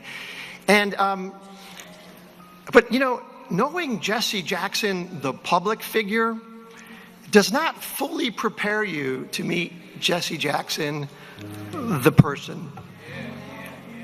In public, in pursuit of greater goals, he was bold and outspoken and defiant. But in person, he was also warm and friendly. And as many of you know in this room, he had a great sense of humor, and we laughed a lot. Now, I think a good man can speak to a large crowd and perhaps inspire the masses, but a great man can also speak to you like you were the only person in the world. And Jesse Jackson was that kind of man. Of course, I personally like to believe that all great people love baseball. I'm not really sure if that's true, but the Reverend did. In fact, he was a pretty good baseball player. You know, he turned down the opportunity to play professional baseball to go to college to play football. And like many truly great people, he was a family man. He loved his family and was an especially doting grandfather. I saw this firsthand, as I know how much he loved to bring his family, his children, and his grandchildren to the ballpark. Tellingly, Reverend Jackson never asked to be in a suite. He always wanted to sit in the seats with the fans, even on his last few visits where his health challenges were mounting. All he ever asked for was a hot dog, a soda, and a Cubs win. And on most days, we could deliver all three of those. And while I know the Reverend loved to come to the ballpark because it was a place to be with his family, he also respected the history of Wrigley Field and knew that it is the only major league ballpark still standing where Jackie Robinson actually played a game. Now,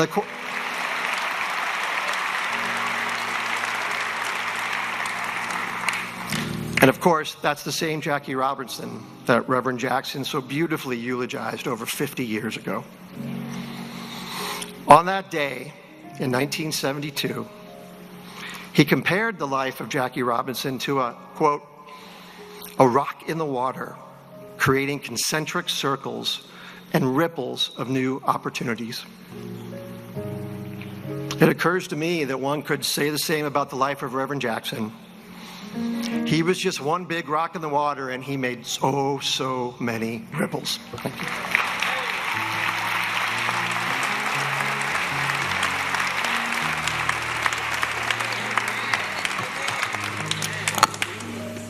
I'm used to working with a 24-second shot clock, so I will try to extend a couple of more minutes longer. First, I want to honor the Chicago's first royal family, the Jackson family.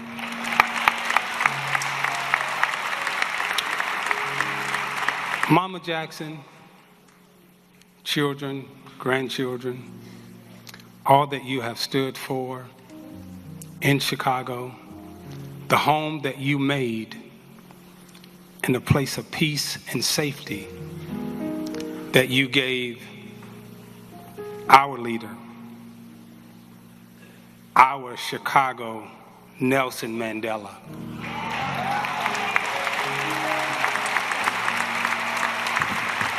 Thank you. I also like to honor the 5 presidents who are sitting here today.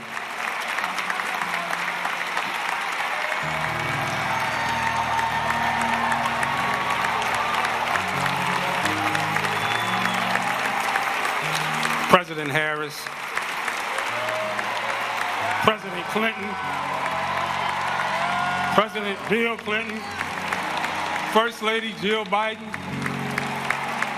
President Biden, and Chicago's own South Side, President Barack Obama.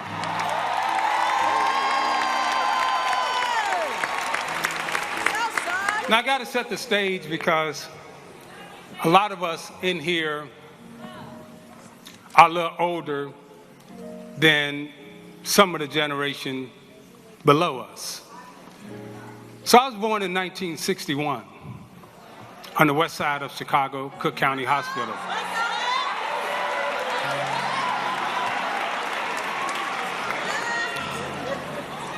But for those of us who were here living during that period of time as little young men, young women. 1961 to 1971, 63 Medgar Evans was assassinated. 65, Malcolm X was assassinated. Fred Hampton assassinated, 69. Martin Luther King assassinated, 68. The Kennedy brothers assassinated. We had just come out of Jim Crow. I was the first one in my family to live outside of Jim Crow. Angela Davis was on the run. I had a free Angela Davis pen. And those of us who are sitting in this audience understood what Chicago was like.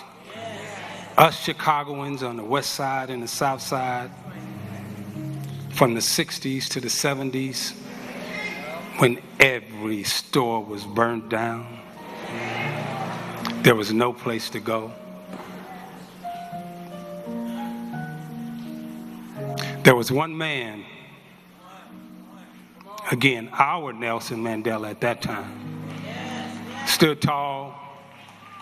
And I remember my mom and I standing in a soup line on Madison and Kedzie, one of the most humiliating times of our life. We had no food. We had moved 4 or 5 times. And this beautiful man, this legend, this hero, came walking down the street. And I, as a young boy, when society was telling me I was a nobody, when society was telling me we don't even want to go to school with you,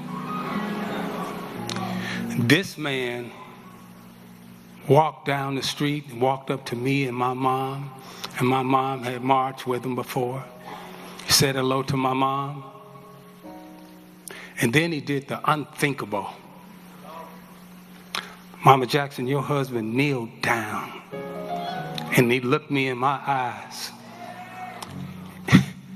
And that man said, "You are somebody."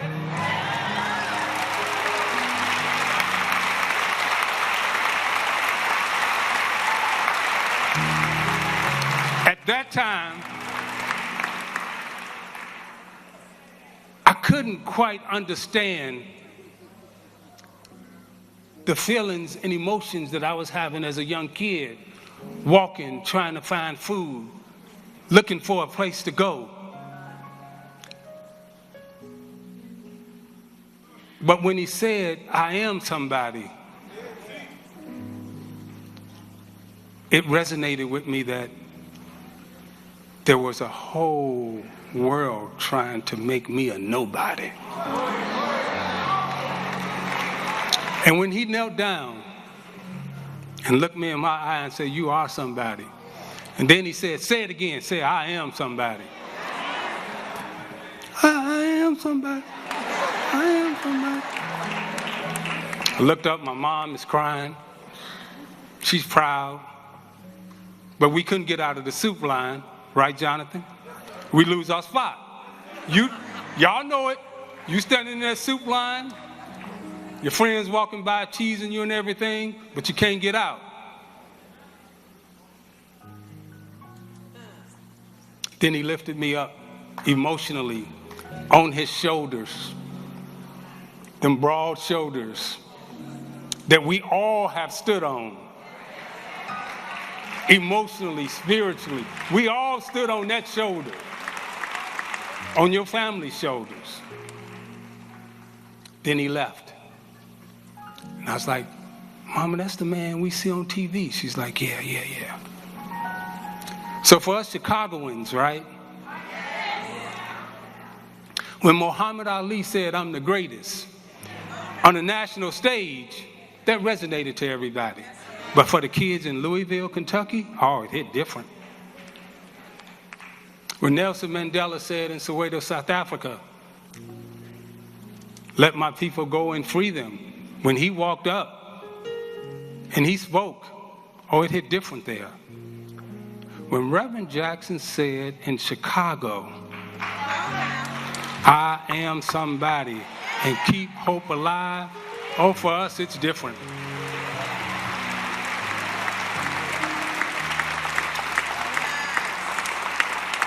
Years later, in one of my most triumphant moments, he's running for president, 1988. We trying to beat the Lakers. We trying to dethrone the Lakers.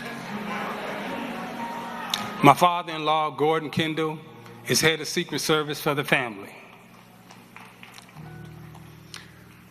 We get a call, midnight, 1 in the morning. "Hey, I'm coming to the game." I said, how you gonna get to the game? You gotta, you running for president. People, no, I'm coming to. Who just said he was the most popular man in the world in 1988? Who just said that? Was that you? 1988, he's the most popular man in the world, and he coming to my game.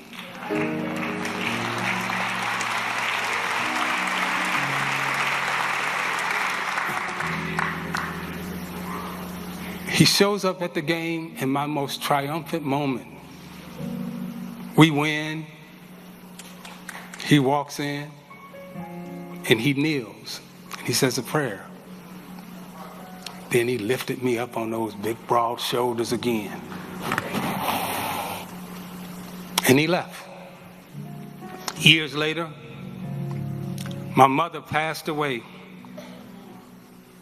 And when my mother died, all of Chicago came out, representatives showed up, and we were at our lowest moment. And Reverend Jackson walked into the church.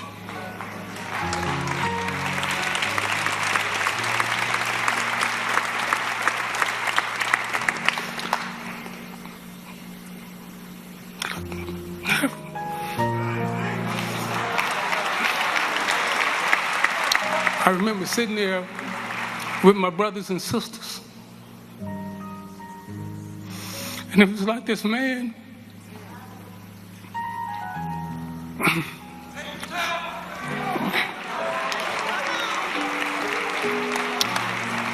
this man who's been there my whole life. When we didn't know what to say, what to do on that day, we had no words for my mama. That man walked up to the stage and said, "I got this."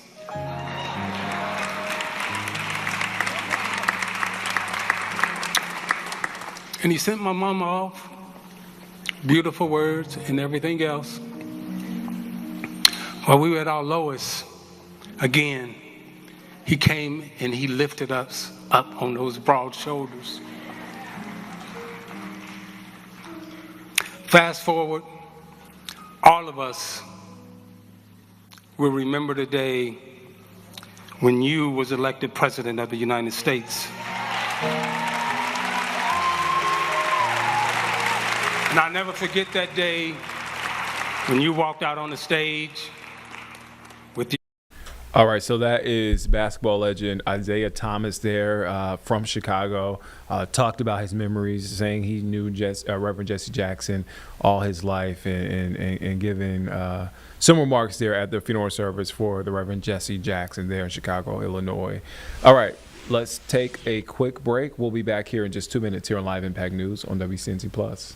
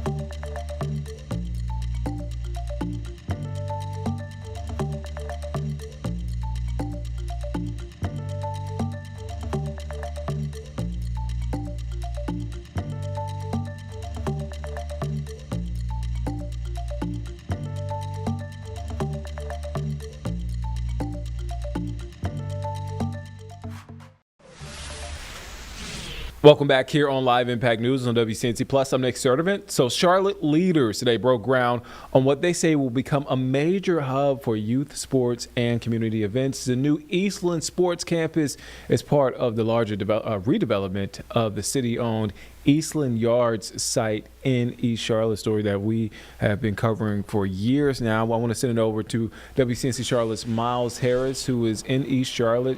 Miles, you were at that groundbreaking. Talk about what this project means for the community. Well, first of all, Nick, I'll tell you that, it was a lot of excitement from people that had their hands in this project or even were just a part of this community. And so whether it was city officials, whether it was community leaders, or whether just people, again, from this community, they were really excited to finally get to this point when it comes to the groundbreaking event that took place this morning. I do want to step to the side to at least just kind of show you exactly the amount of space that this project, the Eastland Sports Complex that you mentioned, will begin to take over. Obviously, you see that tent there. That is where that groundbreaking event took place here. But again, this is how much space they are planning to really utilize and take up when it comes to whether it's sporting fields, playing fields like soccer fields, or whether it's even just any type of academic learning center that they're also going to be part of when it comes to this though too. And Nick, we've obviously covered a lot of development pieces, WCNC Charlotte, when it comes to whether it's new buildings, whether it's new complexes, anything like this. This one really stuck out in my eyes, in my opinion here, because when it came to again, the big players that were involved with this complex, again, whether it's city leaders, whether it's community leaders, or whether it's developers with this project, everybody and majority of the people in this project were either from this area or currently live in this area. We even got a chance to see Representative Jordan Lopez, who's had a hand and even been a part of this community for several years. Even his mom's from this area too as well. So very excited to be able to build this complex and be at least groundbreaking when it comes to the sports complex, Nick. And what's interesting about this though is obviously we hear it's just a sports complex, but when talking to and hearing from the mayor, when it comes to even hearing from developers, it is so much more than that. It is an opportunity to really build access for kids and people in this community, but it's also an opportunity really for people as well to really build and grow when it comes to this development as well. And so they plan to hopefully have this done by late 2028, but they're really looking forward to seeing this more than $67 million project not only give back to this community, but really continue to really redevelop what was once that Eastland Mall that was here over nearly almost 20 years ago, Nick. Yeah, Miles, a big project there. Again, a big impact for that community there in East Charlotte. That's Miles Harris there in East Charlotte. He'll be live at 4 and 5:30. You can catch a story there, Miles. Thank you for your time, man. All right, let's come back out here and let's take a quick break. We'll be back here in just 2 minutes here on Live Impact News on WCNC Plus.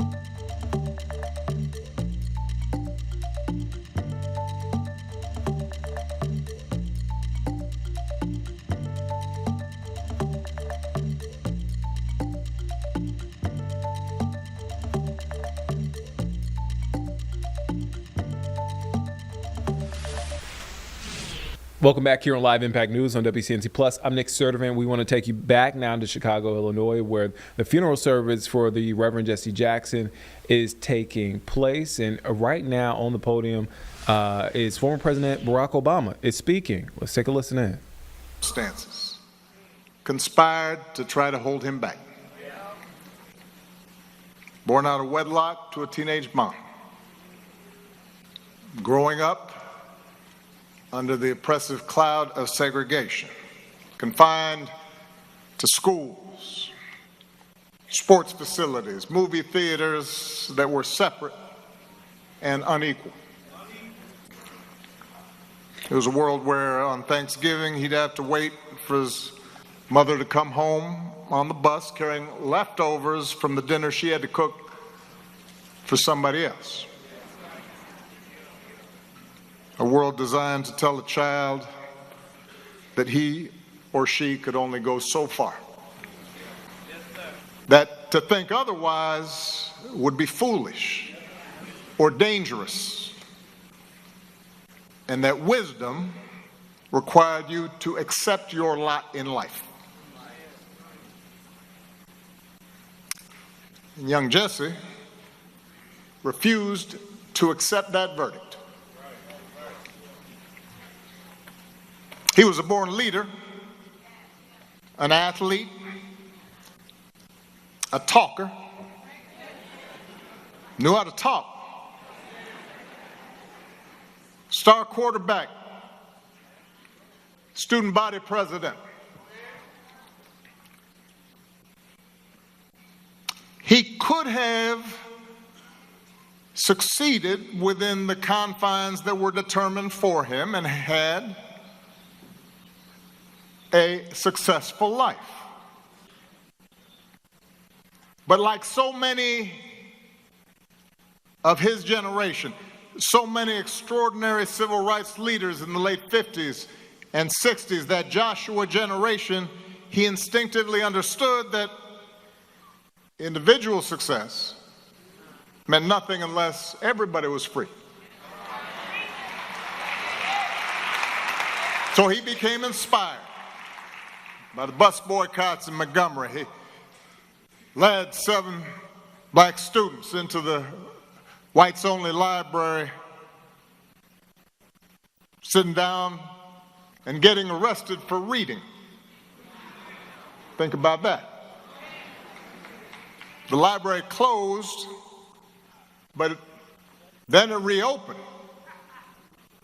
And when it did, it was open to everyone. Send me, Jesse said, even as a young man, and the world got a little bit better. By the time Reverend Jackson graduated from college, he had attended Chicago Theological Seminary. He knew the nature of his calling, and he became, as everybody knows, the youngest member of SCLC, assigned to lead Operation Breadbasket here in Chicago, right around the time that Isaiah Thomas is talking about. And it was during this period, and especially after Dr. King's death, when the optimism of the early movement had begun to fade and leadership had begun to fracture, and when the country seemed to have grown bored, gotten weary of the idea of justice and equality, and moved on to other concerns, that Reverend Jackson rose above despair and kept that righteous flame alive. Through Operation Push, he led boycotts and challenged corporate policies around hiring and contracting, recognizing that civil rights without economic justice was an empty promise. He backed unions in their organizing efforts and activists in fair wage campaigns, understanding that if the have-nots and the have-little bits ever learned to make common cause across racial lines instead of fighting each other over breadcrumbs. Everybody would benefit. He helped register millions of voters. He fought against biases in the criminal justice system. He drew attention to local abuses of power and called folks at the national level to account. And by the early 80s, he was delivering that message of change and hope across the globe, freeing hostages from captivity, fighting to end apartheid in South Africa. And then, in 1984, as the powers that be in Washington were rolling back hard-won progress, slashing the social safety net, when more and more folks were getting left behind, and greed was being trumpeted as a virtue. See, we've been there before.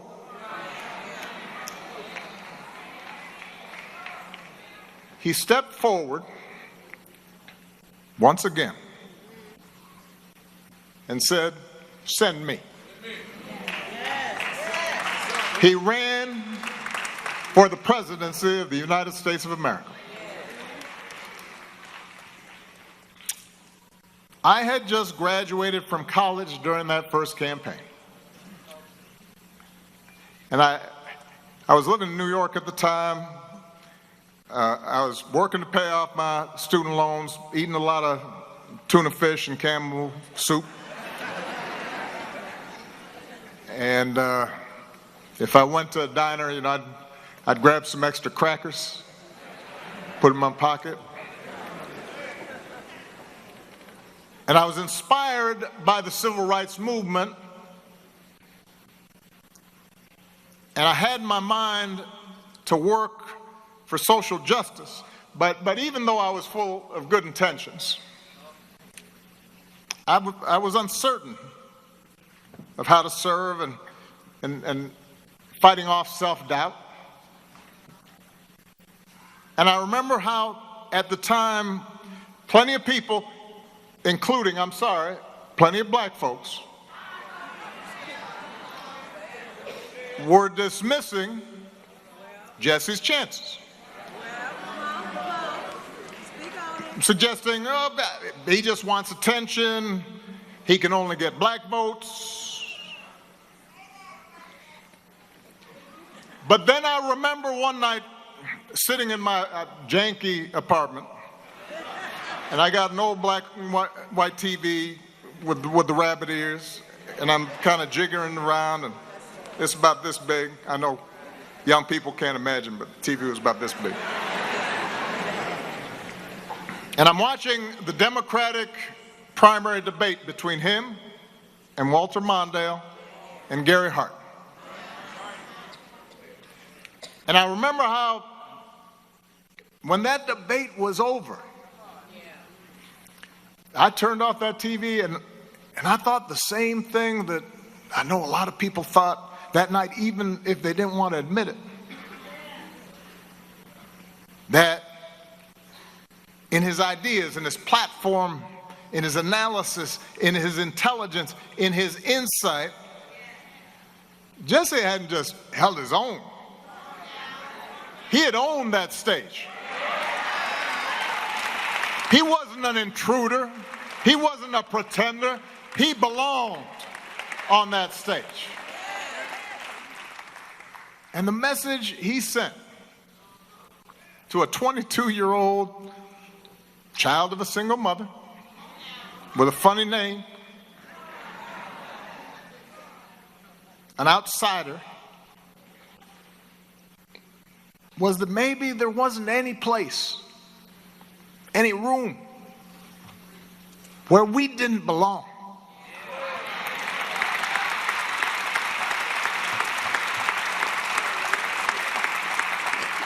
And that message of fairness and dignity, of justice and hope, That's what the Rainbow Coalition was all about. In 1984, and then again in All right, so that's former President Barack Obama speaking at the funeral service there for the Reverend Jesse Jackson there in Chicago, Illinois. You can catch this inside our app right now. But in the meantime, if you're staying with us here on WCNC Plus, we're going to go to some different programming. But you can also, again, catch that speech from Barack Obama, former President Barack Obama, inside our app. We'll check you out in a little bit.